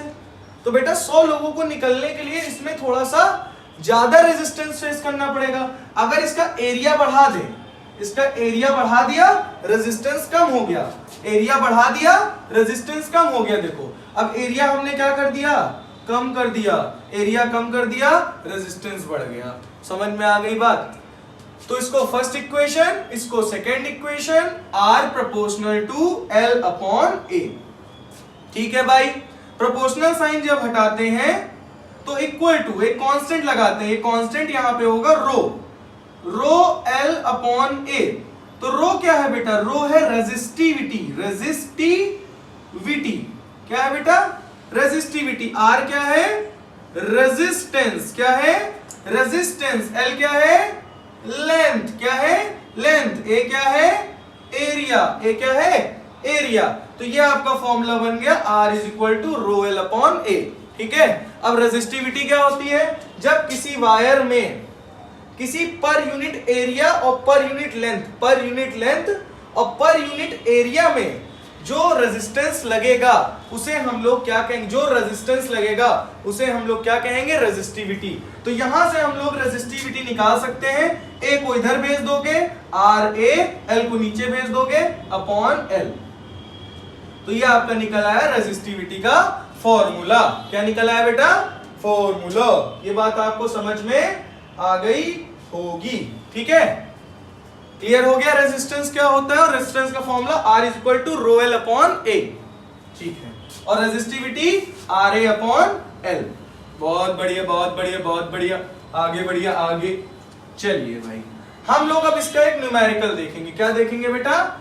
एक न्यूमेरिकल। हम लोग उसी के आगे आप एक उसी क्वेश्चन को बेटा हम लोग देखते हैं। हम लोगों ने एक क्वेश्चन है कि रेजिस्टेंस का एक वायर है, ठीक है, जिसका गिवन मटेरियल दिया गया है, जिसकी लेंथ L है, एरिया ऑफ क्रॉस सेक्शन। मान लीजिए हमारे पास एक वायर है बेटा, उस वायर की जो लेंथ दी गई है वो L दी गई है, उसका जो एरिया ऑफ क्रॉस सेक्शन दिया गया है वो दिया गया है 8, और बोला गया है इसका रेजिस्टेंस कितना है? इसका रेजिस्टेंस दिया गया है 4 ओम। ठीक है, तो what would be the another resistance of another? हमने एक और वायर लिया और इस वायर की जो लेंथ है वो है बेटा L/2 जैसा दिया गया है। सेम मटेरियल का वायर है जिसकी लेंथ L/2 है। एरिया ऑफ क्रॉस सेक्शन कितना है बेटा? एरिया ऑफ क्रॉस सेक्शन कितना है? 2a। ठीक है, जैसा कि आपको दिख रहा होगा कि एक वायर ये है, सेम मटेरियल का ये भी वायर है, इसकी लेंथ L है, इसकी लेंथ L/2 है, इसका एरिया है, इसका एरिया 2 है, इसका रेजिस्टेंस 4 ओम है। तो बताइए इसका रेजिस्टेंस क्या होगा? तो क्वेश्चन आपको समझ में आ गया होगा। चलिए, सबसे पहले इसको हम लोग फाइंड करने के लिए एक इक्वेशन तैयार करेंगे, एक इसकी और एक इसकी इक्वेशन। तो आपने एक फॉर्मूला पढ़ा होगा, R is equal to rho L upon A. पढ़ा है बेटा सभी ने? ठीक है, तो रेजिस्टेंस कितना दिया गया है जल्दी से बताइए? 4 ओम। कितना दिया गया है? 4 ओम। रो नहीं पता हमें, लेंथ कितनी दी गई है? L। एरिया कितना दिया गया है? A। तो आपका रेजिस्टिविटी क्या आएगा? A इधर चला जाएगा, 4a और L नीचे चला जाएगा डिवाइड में, तो रो L अपॉन A। ये हमारी बन गई फर्स्ट इक्वेशन। अब इसके लिए फाइंड करेंगे R is equal to rho L upon A। ठीक है बेटा, रेजिस्टेंस ही हमें निकालना है। ठीक है, इसकी लेंथ कितनी दी गई है? L/2 अपॉन रो, एरिया कितना दिया गया है? 2a। ये 2 नीचे चला जाएगा, तो रो L अपॉन 2 2 4a। ठीक है, तो बेटा रो कितना हमको निकला है? 4a upon L। इसको हम लोग पुट कर देंगे इस इक्वेशन में। इसमें हम क्या कर देंगे? ये रो की वैल्यू इसमें पुट कर देंगे। तो क्या है? 4a upon L is equal 4a upon L इसकी वैल्यू हो गई, L अपॉन 4a इसकी वैल्यू हो गई R। तो 4a से 4a कैंसिल, L से L कैंसिल, तो हमारा रेजिस्टेंस कितना निकल आया? 1 ओम। तो बेटा ये निकल आया इस वायर का रेजिस्टेंस, जो कि सेम मटेरियल का था, बट इसका लेंथ आधा था, इसका एरिया डबल था। तो ये न्यूमेरिकल आपको समझ में आ गया होगा, तो इसको आप लोग नोट कर सकते हैं और इसको एक बार आप लोग लगा लीजिएगा। ठीक है बेटा, चलिए इस न्यूमेरिकल को मैं इरेज कर रहा हूं। अब हम लोग क्या देखेंगे? नेक्स्ट टॉपिक, हम लोग का नेक्स्ट टॉपिक है बेटा ओम्स लॉ। क्या है बेटा? Ohms law. तो बेटा जो ओम्स लॉ है, ओम्स लॉ क्या कहता है? हमारे ओम्स चचा क्या कहते हैं? तो ओम्स चचा के बारे में देख लेते हैं। ये कोई कानून नहीं है, नियम है। ठीक है, तो ओम्स लॉ जो है बेटा, ये बताता है कि जो हमारा पोटेंशियल होता है वो डायरेक्टली प्रोपोर्शनल होता है करंट के। क्या बताता है? Potential is directly proportional to current. इसका मतलब करंट आप बढ़ाओगे तो वोल्टेज बढ़ेगा, करंट बढ़ाओगे वोल्टेज बढ़ेगा, करंट घटाओगे वोल्टेज घट जाएगा। तो ये बात आपको समझ में आ गई। तो करंट बढ़ाने पर वोल्टेज बढ़ता है, करंट घटाने पर वोल्टेज घटता है, ठीक है। तो लेकिन आपकी जो फिजिकल कंडीशंस है जैसे कि temperature, pressure, length, area of cross section, ये कांस्टेंट होना चाहिए, तब आपका जो करंट बढ़ाने पर आपका वोल्टेज, आपका नहीं वायर का वोल्टेज बढ़ेगा घटेगा करंट का, ठीक है। तो बेटा आप प्रोपोर्शनल साइन जब हटाते हो तो आपका लगता है रेजिस्टेंस आई। जैसे इधर से देखिए, मान लीजिए मैंने एक ये वायर बनाया, इसको थोड़ा सा आप लोग कॉन्सेप्चुअल समझने की कोशिश करिएगा, ठीक है। ये एक वायर है, ठीक। अब कहोगे यहाँ पे गट्ठी का है मार दी भाई। देखिए मान लीजिए यहाँ से कोई बंदा जो है वो यहाँ से निकलना चाहता है, ठीक है। इस बंदे को हमने धक्का मार रहे हैं, हम लोग क्या कर रहे हैं, धक्का मार के इधर से उधर की तरफ धक्का मार रहे हैं, इधर से उधर भेजने के लिए, ठीक है। तो ये क्या लग रहा है, ये रेजिस्टेंस लग रहा है, ठीक है। हम इधर से वर्क डन कर रहे हैं इसको डिस्प्लेस कराने के लिए, यानी वोल्टेज, और इसके मूवमेंट को क्या कहोगे, करंट। मान लो ये चार्ज है, ठीक है। तो चार्ज को आगे बढ़ना है, जब चार्ज को आगे बढ़ना है तो हम लोग कुछ वर्क डन करेंगे, यानी वोल्टेज। यानी वोल्टेज क्या होता है, जैसा कि मैंने बताया, वर्क डन पर यूनिट चार्ज, आप लोग जानते होंगे। तो अगर हम लोग वर्क डन करेंगे इस चार्ज पर तो हमारा पोटेंशियल, तब ये चार्ज आगे मूव करेगा, तो चार्ज के मूवमेंट को क्या कहोगे, करंट। लेकिन चार्ज को रोक कौन रहा है, चार्ज को रोक रहा है रेजिस्टेंस। ये कौन बीच का रोड़ा बन रहा है, ये रेजिस्टेंस बन रहा है। तो ये बात आपको समझ में आ गई। तो ये है आपका Ohm's law, V is equal to I R. V क्या है बेटा, पोटेंशियल, I क्या है, करंट, और R क्या है आपका रेजिस्टेंस। क्या है, रेजिस्टेंस। और बेटा V जो है, V आपका वोल्टेज है, वोल्टेज, या फिर आप कह सकते हो पोटेंशियल, ठीक है बेटा। अब इनके कुछ एक्सेप्शंस भी बताए गए हैं। जो ओम्स लॉ को फॉलो करते हैं उन्हें हम लोग क्या कहते हैं पता है, उन्हें हम लोग कहते हैं ohmic conductor. Those conductor bus का कंडक्टर नहीं है, those conductor which obey Ohm's law is known as उन्हें हम लोग क्या कहेंगे बेटा, ओमिक कंडक्टर। क्या बोलेंगे, ओमिक कंडक्टर। तो ये बात समझ में आ गई। ओमिक कंडक्टर क्या होते हैं, जो ओम्स लॉ को ओबे करते हैं, और जो ओम्स लॉ को ओबे नहीं करते हैं उन्हें हम लोग कहते हैं non ohmic conductor. Those conductor which do not obey Ohm's law is known as non ohmic conductor, ठीक है। तो इसका आपका बहुत ही एक प्यारा सा ग्राफ बनता है, VI ग्राफ। ये वोल्टेज है, ये आपका करंट है। आपने कहा करंट बढ़ा वोल्टेज भी बढ़ा। मान लीजिए करंट इतना बढ़ा तो वोल्टेज भी इतना बढ़ गया, मान लीजिए करंट घटा तो वोल्टेज भी घट गया, है ना। तो बेटा ये ओमिक कंडक्टर, कौन सा कंडक्टर, ओमिक कंडक्टर का आपका ये ग्राफ है। कौन से कंडक्टर का है, ओमिक कंडक्टर, क्योंकि ये देख रहा होगा कि करंट बढ़ने पर वोल्टेज बढ़ रहा है, यानी ओम्स लॉ ओबे कर रहा है। अच्छा मान लीजिए ये है, ये करंट है, ये वोल्टेज है, ये ग्राफ ऐसे चला गया, ठीक है, या ये ग्राफ ऐसे बन गया। तो बेटा क्या ये करंट बढ़ने पर वोल्टेज बढ़ रहा है, नहीं भाई, वोल्टेज बढ़ रहा है करंट कांस्टेंट हो गया, कभी करंट बढ़ रहा है वोल्टेज कांस्टेंट हो गया। तो इससे क्या समझ में आ रहा है, ये ओम्स लॉ को फॉलो नहीं कर रहा है। इसका मतलब ये ग्राफ कैसा होगा, नॉन ओमिक कंडक्टर। कैसा बनेगा बेटा, ये अगर कोई ग्राफ आपको कर्व में मिलता है, किसमें मिलता है, कर्व में मिलता है, तो वो कौन सा कंडक्टर कहलाता है, नॉन ओमिक। और बेटा इसके एग्जांपल सेमीकंडक्टर्स हो गए, डायोड का नाम सुना होगा, लाइट एमिटिंग डायोड, है ना। डायोड जो होते हैं, ट्रांजिस्टर जो होते हैं, वो नॉन ओमिक कंडक्टर होते हैं। मतलब करंट बढ़ने पर जरूरी नहीं वोल्टेज बढ़े, वोल्टेज बढ़ने पर जरूरी नहीं करंट बढ़े, ठीक है। बट आपके ओमिक कंडक्टर जो होते हैं वो ओबे करते हैं किसको बेटा, ओम्स लॉ को। किसको, ओम्स लॉ को। तो अब इसकी हम आपको यूनिट बताएंगे। क्या बताएंगे बेटा, यूनिट। तो ये आपने नोट कर लिया होगा। चलिए ओमिक और नॉन ओमिक समझ में आ गया होगा। Volt V is equal to I R, तो R इज इक्वल टू क्या बोलोगे, V अपॉन I। तो इसको क्या लिखोगे, वोल्टेज अपॉन एम्पियर। तो इसकी यूनिट क्या आ गई, वोल्ट अपॉन एम्पियर। क्या बोलोगे बेटा, वोल्ट अपॉन एम्पियर। और रेजिस्टेंस की यूनिट क्या होती है, 1 ओम। तो 1 ओम इज इक्वल टू वोल्ट पर 1 वोल्ट अपॉन 1 एम्पियर। ठीक है, तो 1 एम्पियर करंट को रन करने के लिए 1 वोल्ट की जरूरत पड़ेगी, और उसमें कितना रेजिस्टेंस लगेगा, 1 ओम का रेजिस्टेंस लगेगा।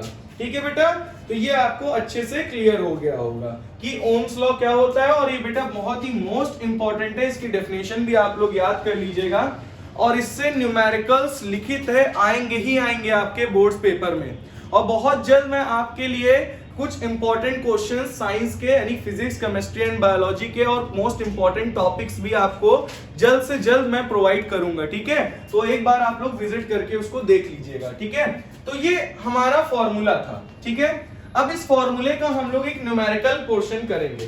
तो न्यूमेरिकल कहता है the potential difference between the terminal, the potential difference between the terminals, the potential difference between the terminals.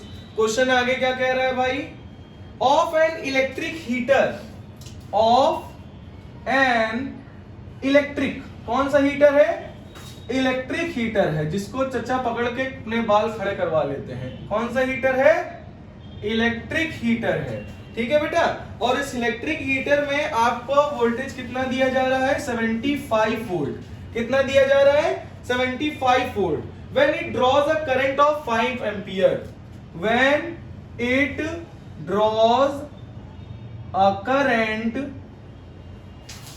कितना करंट दिया जा रहा है बेटा, 5 एम्पियर का करंट दिया जा रहा है। ठीक है, from the source, from the source पूछा जा रहा है what current will the heater draw, what current will the heater draw। आपको बताना है कि हीटर में कितना करंट जाएगा। if the potential difference increase to, if the potential increases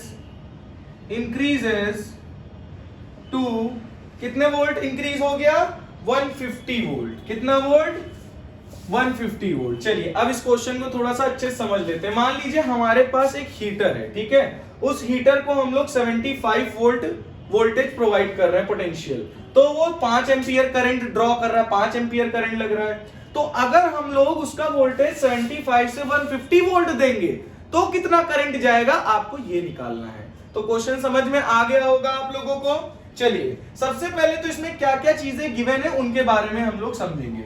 सबसे पहले हमें दिया गया है वोल्टेज, वोल्टेज कितना दिया गया है, 75 वोल्ट। फिर क्या दिया गया है बेटा, करंट, करंट कितना दिया गया है, जल्दी से बताइए। करंट हमें दिया गया है 5 एम्पियर, ये आपको समझ में आ गया होगा। तो करंट और वो मिल गया हम लोगों को। चलिए तो ये बताइए बेटा रेजिस्टेंस का फॉर्मूला क्या होता है बाय ओम्स लॉ, जल्दी से बताइए कमेंट करके। क्या होता है, R is equal to V upon I। ठीक है, अब भाई देखिए आपके पास वही एक हीटर है, उसमें अगर 75 वोल्ट वोल्टेज दे रहे हैं और 5 एम्पियर करंट जा रहा है तो रेजिस्टेंस तो वही लगेगा ना। और अगर 150 वोल्ट भी बढ़ा दोगे, 400 वोल्ट भी बढ़ा दोगे तो रेजिस्टेंस तो वही लगेगा, रेजिस्टेंस थोड़ी ना बढ़ेगा घटेगा। तो हमें कांस्टेंट वैल्यू निकाल लेनी है। ठीक है, उसके बाद हम इसको आसानी से सॉल्व कर लेंगे। तो resistance is equal to V upon I। V कितना है, 75 वोल्ट, और करंट कितना दिया गया है, 5। इसको सॉल्व करिए, 5 1 जा 5, 5 1 जा 5, 2 बचा 5 बचा 25। कितनी बार में, 5 4 जा 20, 5 5 जा 25। यानी इसमें रेजिस्टेंस कितना लग रहा है, 15 ओम का। बहुत बढ़िया। अब हम लोग क्या कहें कि वोल्टेज बढ़ा दिया गया, वोल्टेज कितना इंक्रीज कर दिया गया, 150 वोल्ट, और रेजिस्टेंस उसमें कांस्टेंट, रेजिस्टेंस इतना ही लगेगा। तो बताइए करंट क्या होगा, आसानी से निकाल लेंगे। अगर हमारा फॉर्मूला होता है V is equal to I R, तो I इज इक्वल टू क्या होगा बेटा, V अपॉन आर। बोलो सही है, जोर से बोलो, जय माता दी है। तो वोल्टेज कितना दिया गया है, 150, रेजिस्टेंस कितना दिया गया है, 15। तो बेटा बताइए करंट क्या है, 15 1 जा 15, 10 एम्पियर। बोलो समझ में आ गया? जल्दी से बताइए। चलिए, तो अगर 75 वोल्ट जा रहा था तो 5 एम्पियर करंट फ्लो हो रहा था। अगर 150 वोल्ट जाएगा, वोल्टेज इंक्रीज कर दिया 150 वोल्ट, तो करंट कितना जाएगा? 10 एम्पियर। तो आपको ये समझ में होपफुली आ गया होगा। चलिए, अब हम लोग बात करेंगे बेटा कॉम्बिनेशंस की। किसकी बात करेंगे? कॉम्बिनेशंस की। चलिए, तो इसको मैं इरेज कर दूं। चलिए, इरेज कर दूं क्या? मैंने कर दिया है। चलिए भाई, अब हम लोग कॉम्बिनेशंस की बात करेंगे। ओम्स लॉ होपफुली आपको आ गया होगा। चलिए चलिए चलिए भाई, चलिए आगे चलिए। देखिए, अब हम लोग देखेंगे सीरीज कॉम्बिनेशन। क्या देखेंगे? Series combinations. कॉम्बी फ्लेम नहीं है, कॉम्बिनेशंस ऑफ रेजिस्टेंस। टेंस नहीं होना है। चलिए, थूक निकल गया क्या भाई गलती से? चलो भाई तो हम लोग देखेंगे रेजिस्टेंस। हमने आपको भी पीछे ही कुछ सिंबल्स बताए थे। रेजिस्टेंस का सिंबल ये होता है, कह दो हाँ, याद है भैया, ये होता है। अरे कुछ टेढ़ा मेढ़ा हो गया क्या? ये आपका रेजिस्टेंस R1 5 नहीं है, ये रेजिस्टेंस R2, ये रेजिस्टेंस R3। इसको मैंने कनेक्ट कर दिया एक सेल से, ठीक है? अच्छा भाई, अब सेल से करंट इधर से इधर जाएगा, करंट इधर से इधर आएगा, यानी करंट क्या जा रहा है? आई है तो जाओ ना, आई करंट जा रहा है, ठीक है? तो बेटा जब आई करंट जाएगा तो चलो भाई, अब मान लेते हैं 5 वोल्ट की बैटरी है, ठीक है?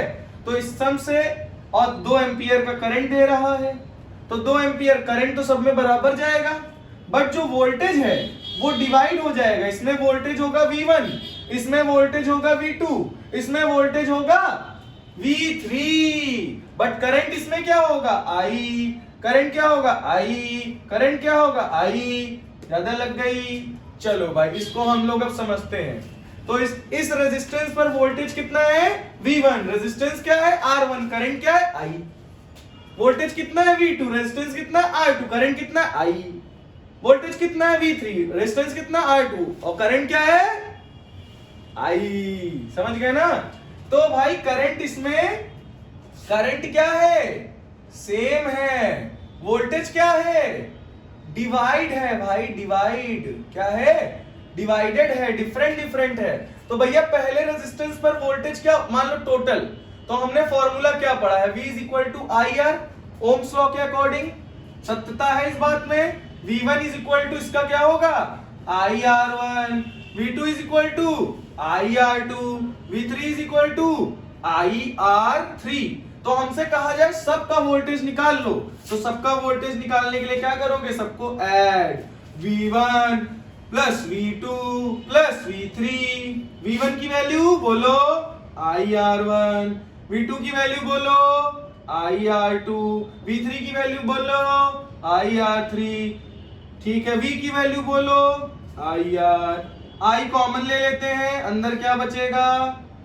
R1, R2, R3, I से I cancel, R is equal to R1 plus R2 plus R3।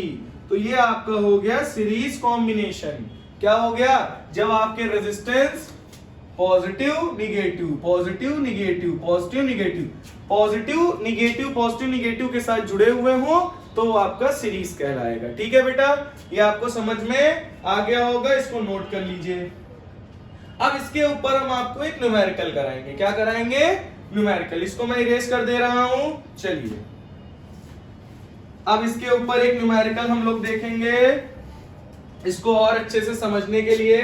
Numerical बोला जा रहा है हमारे पास 3 रेजिस्टर्स हैं। कितने रेजिस्टर्स हैं? There are 3 resistors. एक रेजिस्टर दिया गया 5 ओम, 10 ओम, 15 ओम। 5 ओम, 10 ओम एंड 15 ओम, ये 3 रेजिस्टर दिए गए हम लोगों को। Are connected in series, are connected in series. ये किसमें लगे हुए हैं बेटा? सीरीज में। टू आ कितने वोल्ट की बैटरी से, विद आ 12 वोल्ट बैटरी। कौन सी बैटरी है, 12 वोल्ट। 12 वोल्ट की बैटरी है, पावर सप्लाई है हमारी, ठीक है। वो आप पे डिपेंड करता है आपकी पावर सप्लाई क्या है। चलिए, तो हमें क्या निकालना है, कैलकुलेट देयर कंबाइंड रेजिस्टेंस। हमें इसमें बेटा फाइंड करना है फर्स्ट रेजिस्टेंस फाइंड करना है और सेकेंड करंट फाइंड करना है। आपको कौन सा रेजिस्टेंस फाइंड करना है, इक्विवेलेंट रेजिस्टेंस। इसको हम लोग बोलते हैं REQ, इक्विवेलेंट यानी टोटल रेजिस्टेंस। चलिए पहले तो जो क्वेश्चन बोल रहा है उसको हम लोग कर लेते हैं। चलिए, हमारे पास 3 रेजिस्टर हैं सीरीज में, तो मैंने कनेक्ट कर दिया, बहुत बढ़िया। ये 5 ओम, ये 10 ओम, ये 15 ओम, बोलो सही है। इसको मैंने किससे कनेक्ट कर दिया, एक बैटरी से। बैटरी कितने वोल्ट की है, 12। हमें क्या निकालना है, पहले हमें फाइंड करना है बेटा रेजिस्टेंस। क्या फाइंड करना है, रेजिस्टेंस, इक्विवेलेंट रेजिस्टेंस, है ना भाई। चलिए, तो बताइए बेटा, R is equal to R1 plus R2 plus R3। R1 कितना दिया गया है, 5 ओम, 10 ओम एंड 15 ओम। तीनों को जोड़िए, 15 प्लस 15 30 ओम, तो टोटल रेजिस्टेंस 30 ओम, 30 ओम। कुछ और मत समझ लेना। I इज इक्वल टू क्या होता है बेटा, V बाई R। मैंने बताया था ना ओम्स लॉ बहुत जरूरी है, तो देखो हर में सब में यूज हो रहा है। वोल्टेज कितना है, 12। रेजिस्टेंस कितना है, 30 कितना है भाई, 30। चलिए, करंट बताइए इसको डिवाइड करके कितना होगा, 2 6 जा 12, 2 1 जा 2, 2 5 जा 15, और कटेगा ये नहीं।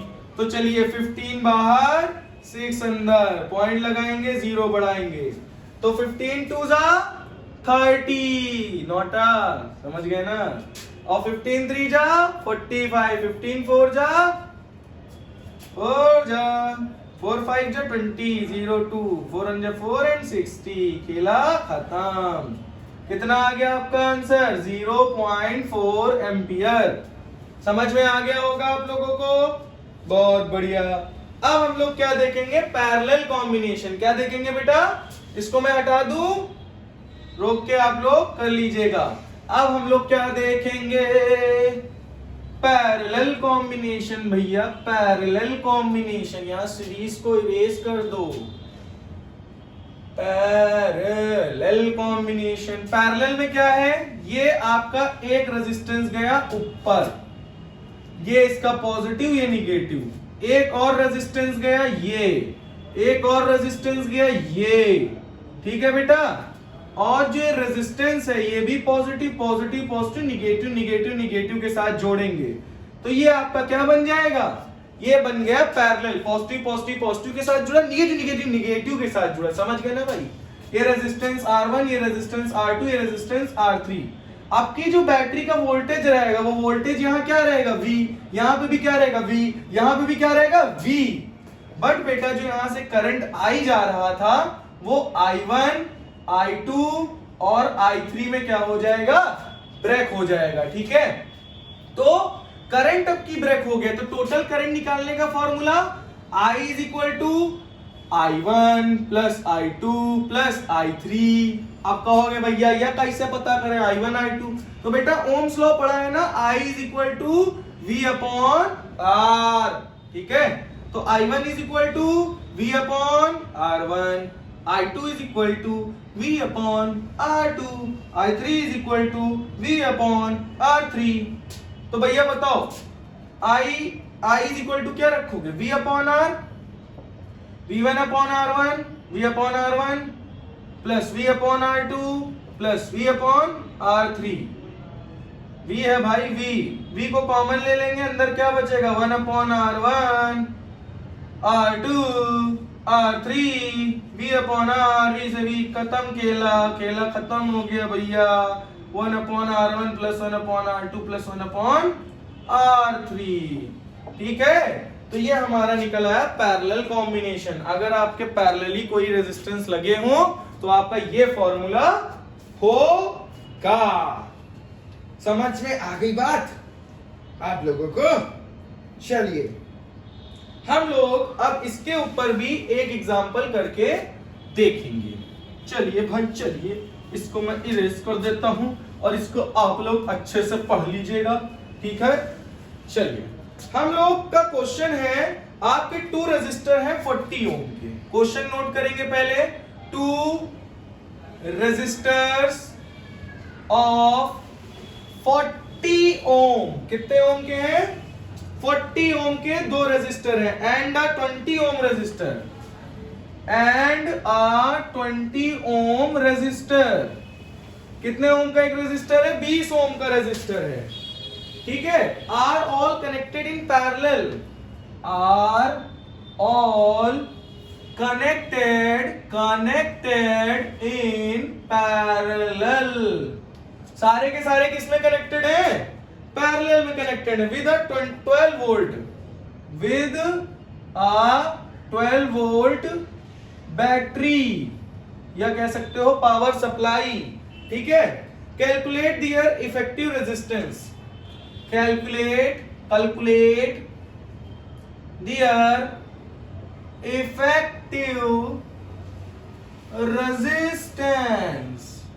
ठीक है बेटा, आपको क्या पता करना है? इफेक्टिव रेजिस्टेंस और current through each resistor, and current through नहीं भैया, थ्रू ईच रेजिस्टर।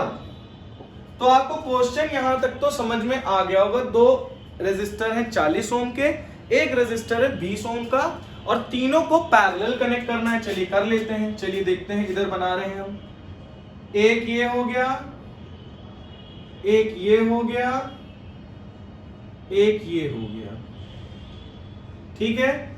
और 12 वोल्ट की हमने क्या लगा दी? बैटरी। ये 40 ओम, ये 40 ओम, ये 20 ओम, और बैटरी कितने की है? 12 वोल्ट भाई। कितनी? 12 वोल्ट। ये बात आपको समझ में आ गई होगी। अब बोला गया है कैलकुलेट दियर इफेक्टिव रेजिस्टेंस। हल हुआ।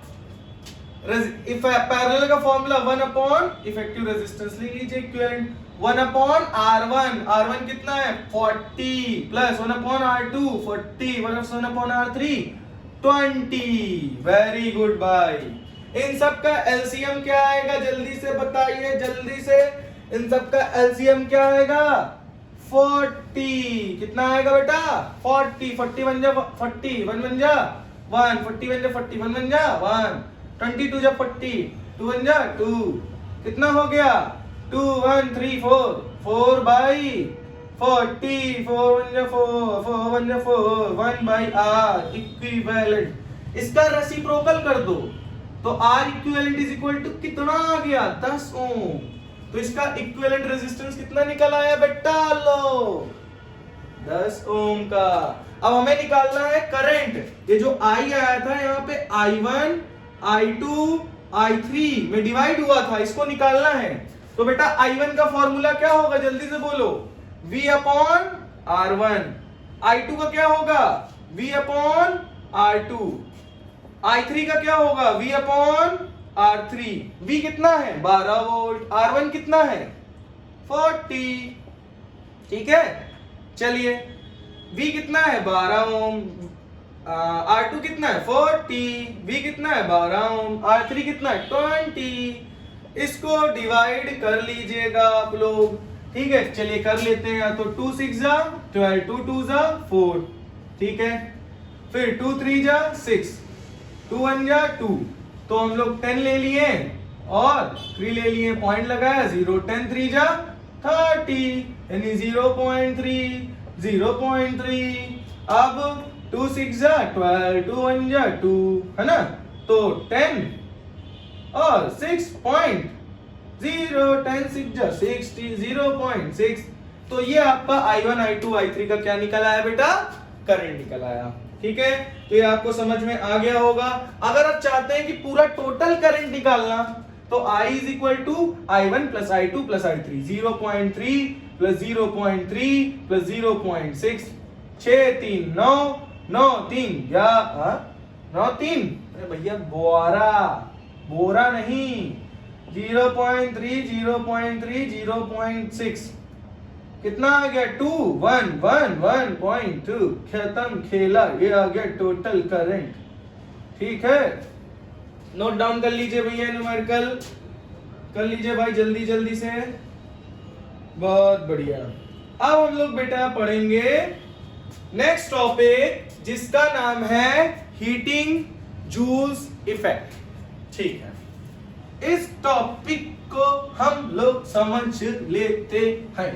ठीक है, चलिए हीटिंग जूल्स इफेक्ट क्या होता है, इसके न्यूमेरिकल्स बेटा आप लोग लगा लीजिएगा, आएंगे लिखित है, पक्का का पक्का ले लो। ओम हरि।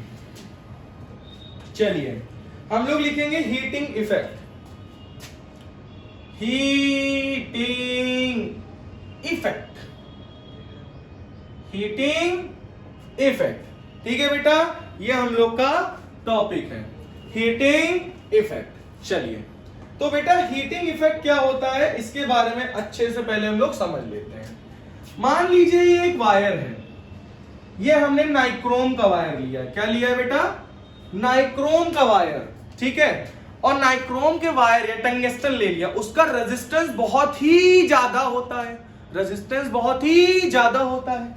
अगर रेजिस्टेंस उसका बहुत ज्यादा होगा तो चार्जेस जो आगे जाने थे वो नहीं जा पाएंगे। मतलब मान लो इसके बीच में एक दीवार बनी है पूरी, और इधर भी दीवार है, दीवार है, दीवार है। मान लो ये इधर से चार्ज एंटर कर गया तो चार्ज यहीं पर क्या करेगा? टकराता रहेगा, इन्हीं वॉल्स में क्या करता रहेगा? ऐसे ऐसे टकराता रहेगा, ये आगे बढ़ ही नहीं पाएगा। क्यों? क्योंकि इसमें रेजिस्टेंस बहुत है। क्या बहुत है बेटा? रेजिस्टेंस बहुत है। इसमें रेजिस्टेंस यानी बाधाएं, चार्ज को इधर से उधर जाने में बहुत सारी रुकावटें आ रही हैं। अब ये जाने की कोशिश करा, लड़ गया, लड़ने के बाद उस जब लड़ता है तो उसकी काइनेटिक एनर्जी बढ़ जाती है। अब भाई एक चार्ज आया, वो लड़ रहा है, उसी में रेजिस्टेंस लग रहा है, लड़ रहा है, लड़ रहा है, लड़ रहा है, लड़ रहा है, लड़ रहा है, लड़ रहा है। अब दूसरा चार्ज आ गया, तीसरा चार्ज आ गया, चौथा चार्ज आ गया, इस तरह चार्जेस आते जा रहे हैं और सब एक दूसरे से कोलाइड कर रहे हैं। क्या कर रहे हैं?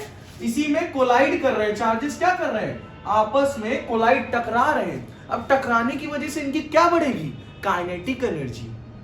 भाई जो चीज मोशन में होती है उसकी काइनेटिक एनर्जी हाई होती है, जो चीज रेस्ट में होती है उसकी पोटेंशियल एनर्जी हाई होती है। जो चीज काइनेटिक, भाई अगर कोई ऑब्जेक्ट मोशन में है तो उसकी पोटेंशियल एनर्जी कम, काइनेटिक एनर्जी ज्यादा। और कोई अगर ऑब्जेक्ट रेस्ट में है तो उसकी potential energy high, kinetic energy कम। अब सोचो कि ये सारे चार्ज पार्टिकल का मोशन यानी कोलिजन की वजह से बढ़ता जा रहा, तो इनकी काइनेटिक एनर्जी बढ़ती जाएगी और वही काइनेटिक एनर्जी कन्वर्ट हो जाएगी हीट में, और जिसकी वजह से ये पूरा वायर क्या हो जाएगा? Red hot. क्या हो जाएगा भाई? Red hot. क्या हो जाएगा? रेड हॉट हो जाएगा, मतलब एकदम लाल हो जाएगा। और ये जितना भी चार्ज वर्क डन कर रहा है आगे बढ़ने के लिए, जितना भी पोटेंशियल लगाया जा रहा है, वो तो काइनेटिक एनर्जी में कन्वर्ट हो रहा है क्योंकि इसका मोशन बढ़ता जा रहा है। और काइनेटिक एनर्जी हीट के फॉर्म में लॉस हो रही है। हीट के फॉर्म में क्या हो रही है? लॉस हो रही है। तो आप बात समझ में आई एक्चुअल में होता क्या है वायर में जब रेजिस्टेंस क्या हो जाता है? बढ़ जाता है। तो रेजिस्टेंस बढ़ता है तो चार्जेस आपस में कोलाइड करते हैं, जो वर्क डन किया जा रहा है वो काइनेटिक एनर्जी के फॉर्म में कन्वर्ट हो जाएगा, और वो काइनेटिक एनर्जी हीट के फॉर्म में क्या हो जाएगी? लॉस। अब मान लीजिए हमने खूब सारे लोग लिए, पतली सी गली में जाने को कह दिया और सब जगह दरवाजे हैं, तो सारे लोग एक दूसरे से टकराएंगे, उनके बीच में मोशन बढ़ता जाएगा, काइनेटिक एनर्जी बढ़ती जाएगी, और वो काइनेटिक एनर्जी कोई चाकू लेके, कोई मुक्का लेके, यानी खून निकल आएगा और वहां पे हीट फैल जाएगी, मतलब लॉस हो जाएगी उनकी kinetic energy in the form of heat.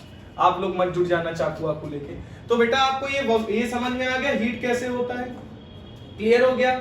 तो बेटा आपका चार्ज का फॉर्मूला आपने पढ़ा ही होगा। चार्ज का फॉर्मूला होता है I इंटू डेल्टा टी, यानी करंट जितना जाएगा चेंज इन टाइम में, जितना टाइम लगेगा उसको, वो होता है चार्ज का फॉर्मूला।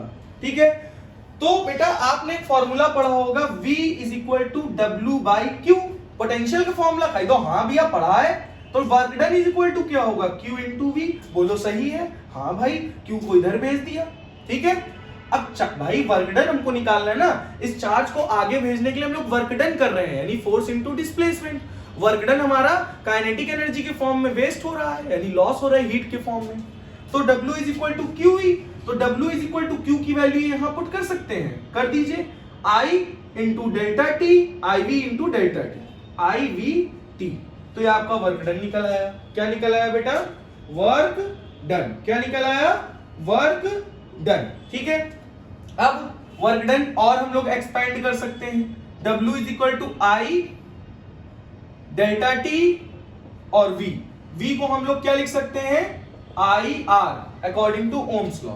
तो I R, I into I square R delta T. This is the another formula of work done doing on a charge. तो वर्क डन आपका निकल आया चार्ज का, चलिए बहुत बढ़िया।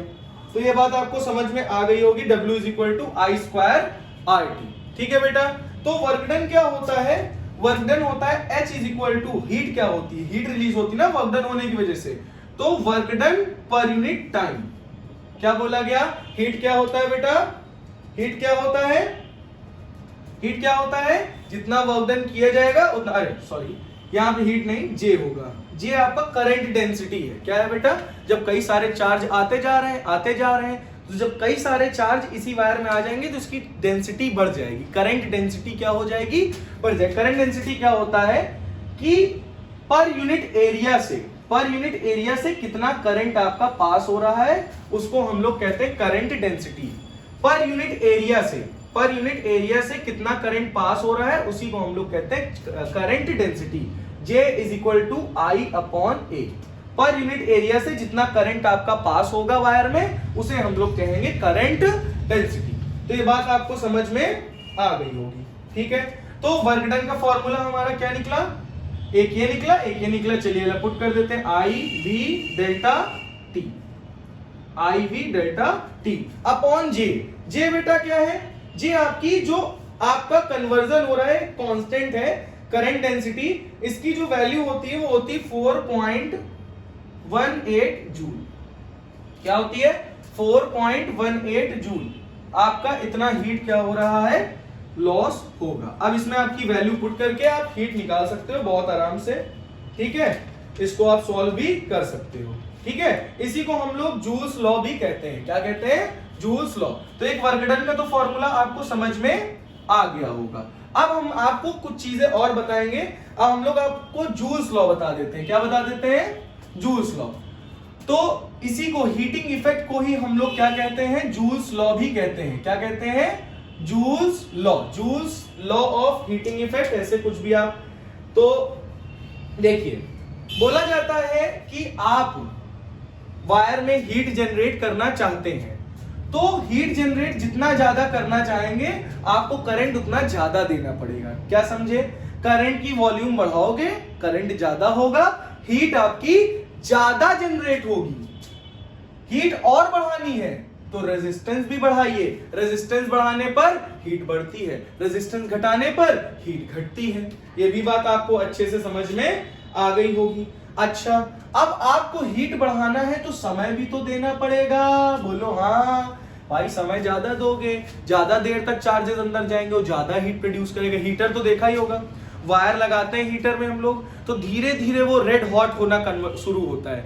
पहले हल्का रेड, फिर और रेड, फिर और रेड। तो जैसे जैसे समय बीतता जाता है, मतलब करंट बढ़ता जाता है, रेजिस्टेंस बढ़ता जाता है। रेजिस्टेंस तो होता ही है उसका ज्यादा, कांस्टेंट होता है, और समय होता जाता है, वैसे वैसे हीट क्या होती जाती है बेटा, बढ़ती जाती है। तो इसको इक्वेशन फर्स्ट बना लीजिए, इसको इक्वेशन सेकंड, इसको इक्वेशन थर्ड। इन सबको हम लोग कंबाइन कर देंगे, तो H proportional to I square RT। बोलो, इतनी बात आपको सबको समझ में आ गई? जल्दी से बताइए, ठीक है। तो बेटा अगर इतनी बात समझ में आ गई है तो बहुत बढ़िया है, ठीक है। अब हम लोग प्रोपोर्शनल साइन को हटाने के लिए कौन सा सिंबल लगाते हैं, कांस्टेंट यूज करते हैं। तो यहाँ पे कांस्टेंट यूज होगा 1/j I square R delta T, और 1/j की वैल्यू मैंने आपको बता दी, H is equal to I square R delta T upon 4.2 joule. ठीक है बेटा, ये इसकी एनर्जी होती है।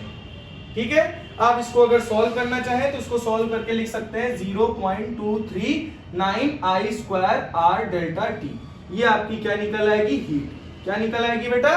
हीट। तो ये आपको समझ में आ गया होगा। तो ये फॉर्मूला आप जरूर याद रखिएगा, H is equal to I square R delta T भी होता है आपका फॉर्मूला। ठीक है, तो ये समझ में आ गया। इसको मैं इरेज कर दूं, इसको नोट कर लीजिएगा आप लोग। इस पे मैं एक न्यूमेरिकल भी करा देता हूं। चलिए, न्यूमेरिकल क्या कह रहा है? An electric iron of resistance, an electric iron of resistance, एक इलेक्ट्रिक आयरन है, उसका रेजिस्टेंस आपको क्वेश्चन में दिया गया है 25 ओम। कितना दिया गया? 25 ओम।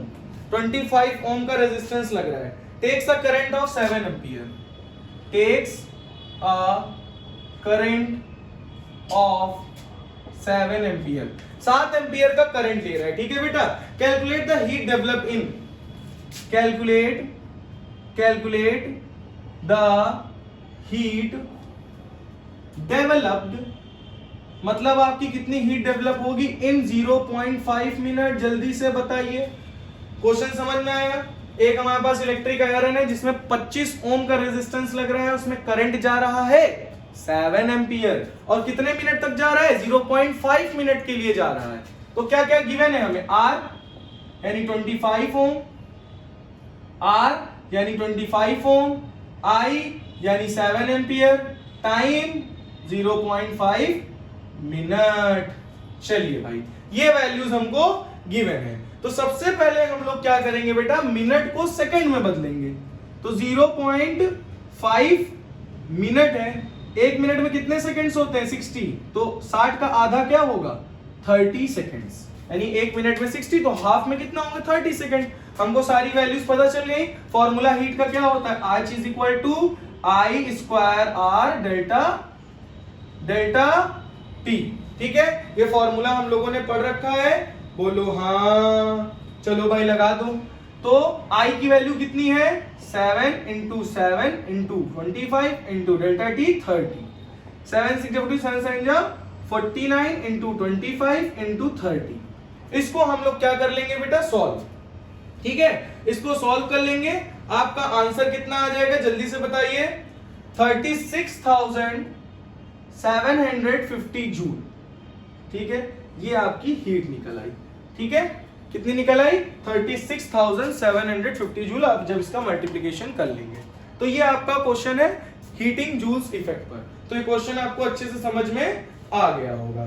ठीक है, और हीटिंग जूल्स इफेक्ट का यूज आपके इलेक्ट्रिक हीटर में होता है। आप प्रेस आयरन यानी स्त्री मूवी मत देखने लगना और किसी स्त्री के बारे में सोचने मत लगना, स्त्री की बात कर रहे हैं, आयरन की। ठीक है, तो इन सब में बेटा आपका हीटिंग जूल्स इफेक्ट, आपने इमर्जन रॉड भी देखी होगी जिससे पानी गर्म होता है। ये सब आपके डेली लाइफ बेस्ड एप्लीकेशन है हीटिंग इफेक्ट या जूल्स लॉ के। ठीक है, हम लोग बेटा अब एक और टॉपिक पढ़ेंगे, इलेक्ट्रिक पावर। इसके बेटा जो आपके फॉर्मूलाज हैं वो बहुत ही इंपॉर्टेंट है और उस पे भी आपका एक न्यूमेरिकल बन सकता है। ठीक है, तो सबसे पहले तो हम बात करेंगे इलेक्ट्रिक पावर की। किसकी बात करेंगे बेटा? Electric power.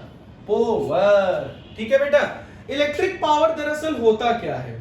The rate of doing work. Simple सी डेफिनेशन क्या होता है? The rate of doing work. किसी भी इलेक्ट्रिकल डिवाइस में वर्क कितने समय में किया जा रहा है उसे हम लोग कहते हैं पावर। मतलब मेरी पावर डाउन हो रही है, मैं वर्क डन कर रहा हूं काफी समय से, मेरी पावर बढ़ रही है, मतलब मेरे अंदर एनर्जी है। एनर्जी की अभी बात करेंगे। ठीक है, तो पावर का फॉर्मूला क्या जनरेट होगा? गेस करिए जल्दी से कमेंट करके, क्या होगा पावर का फॉर्मूला? हुआ गेस? चलिए, तो बेटा पावर मैंने क्या कहा? मैंने कहा मैं वर्क डन कर रहा हूं पर यूनिट टाइम पे, मतलब वर्क डन कर रहे हैं, इतने समय के तक कर रहे हैं, तो वर्क डन पर यूनिट टाइम, ये पावर का फॉर्मूला। वर्क डन पर यूनिट टाइम। और अभी इससे पहले आपने पढ़ा है वर्क डन का फॉर्मूला क्या पढ़ा था, जल्दी से बताइए कमेंट करके। W is equal to IV delta T, बोलो सही है। इस वैल्यू को पुट कर दिया जाए, IV delta T upon delta T। Delta T से डेल्टा T कैंसिल, पावर का अनदर दूसरा फॉर्मूला क्या निकल आया, VI, और एक फॉर्मूला क्या पता चल गया, W/T। ठीक है बेटा, ये क्या हमें फॉर्मूलाज मिल गए पावर के। ठीक है, अब यहां पे आप एक और फॉर्मूला लगा सकते हो, V is equal to Ohm's law, V is equal to IR, रख दें IR इंटू I, तो क्या बन गया I स्क्वायर R। पावर का एक फॉर्मूला और आपको मिल गया।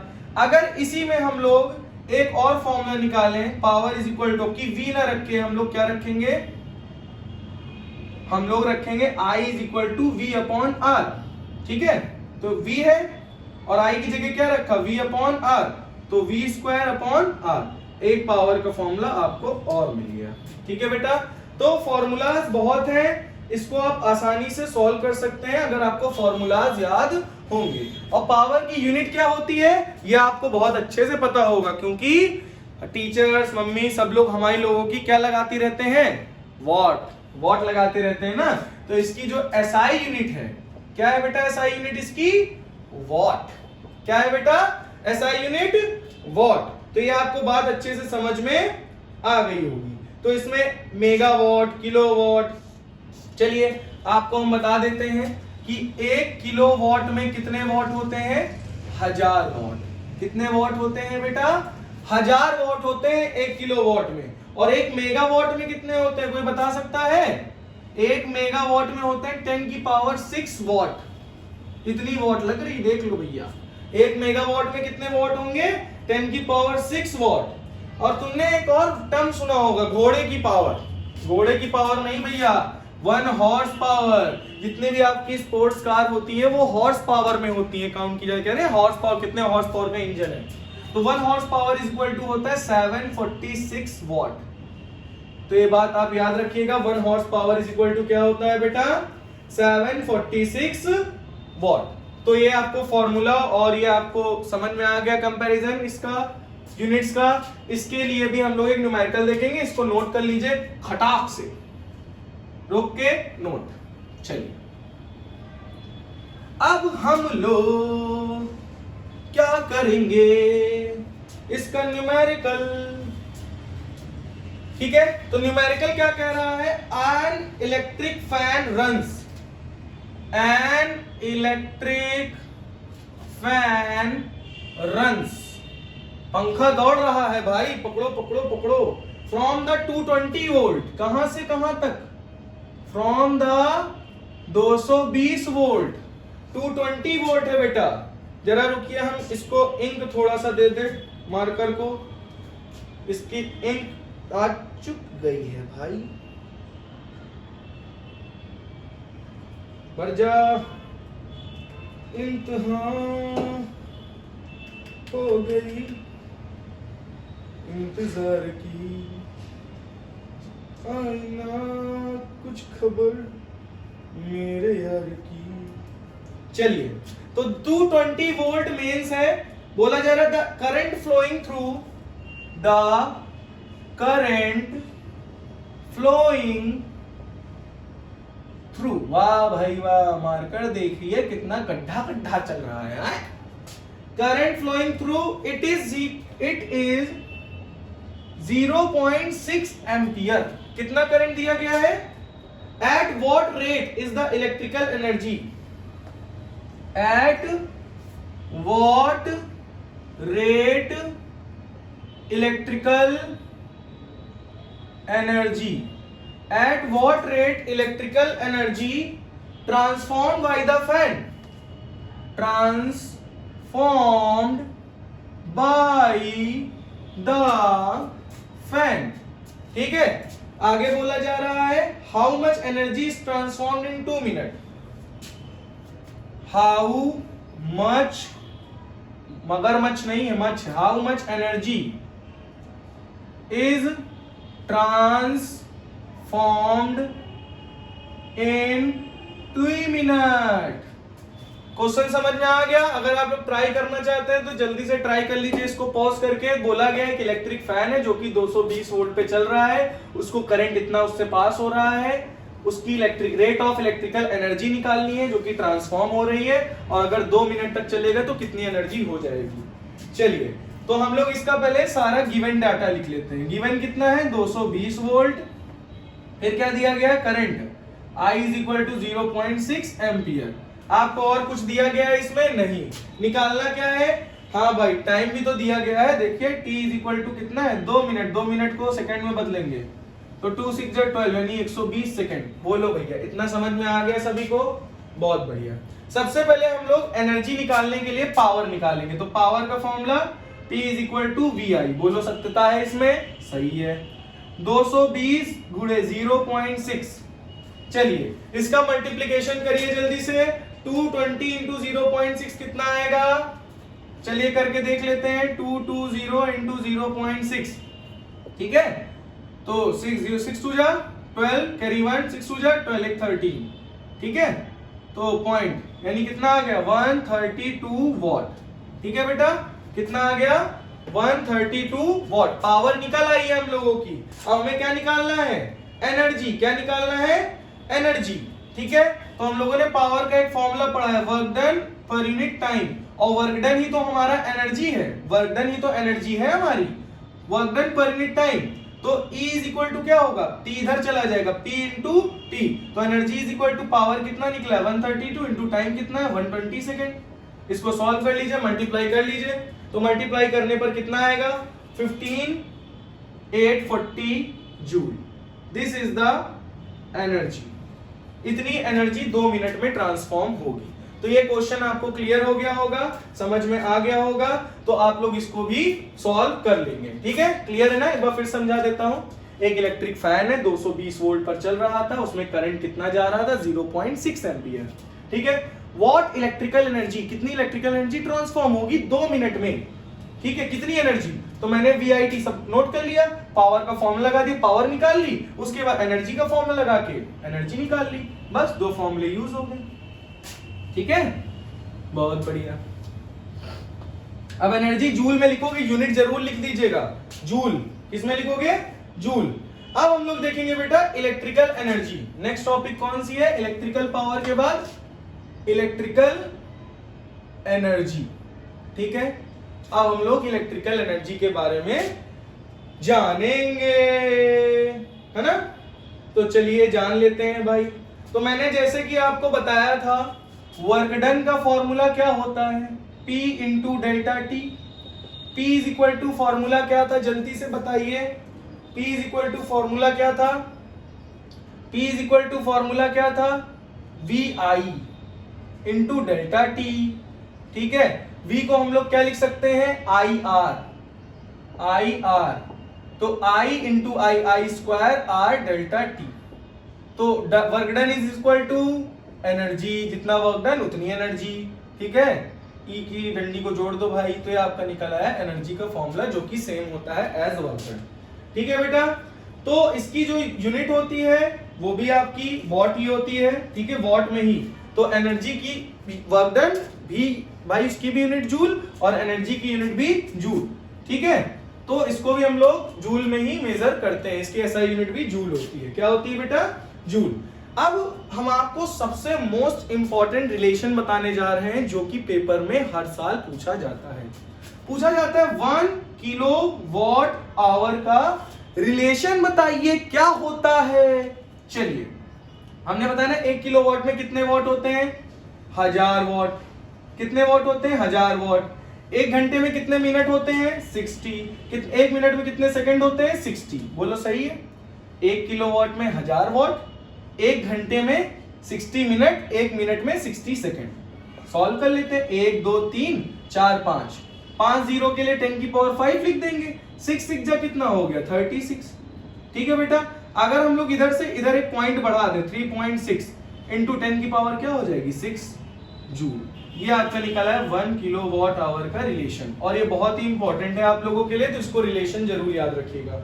1 किलो वॉट आवर में कितनी जूल एनर्जी होती है? वॉट इंटू या इसको जूल कह सकते हो या what into second, what into second और वॉट सेकेंड।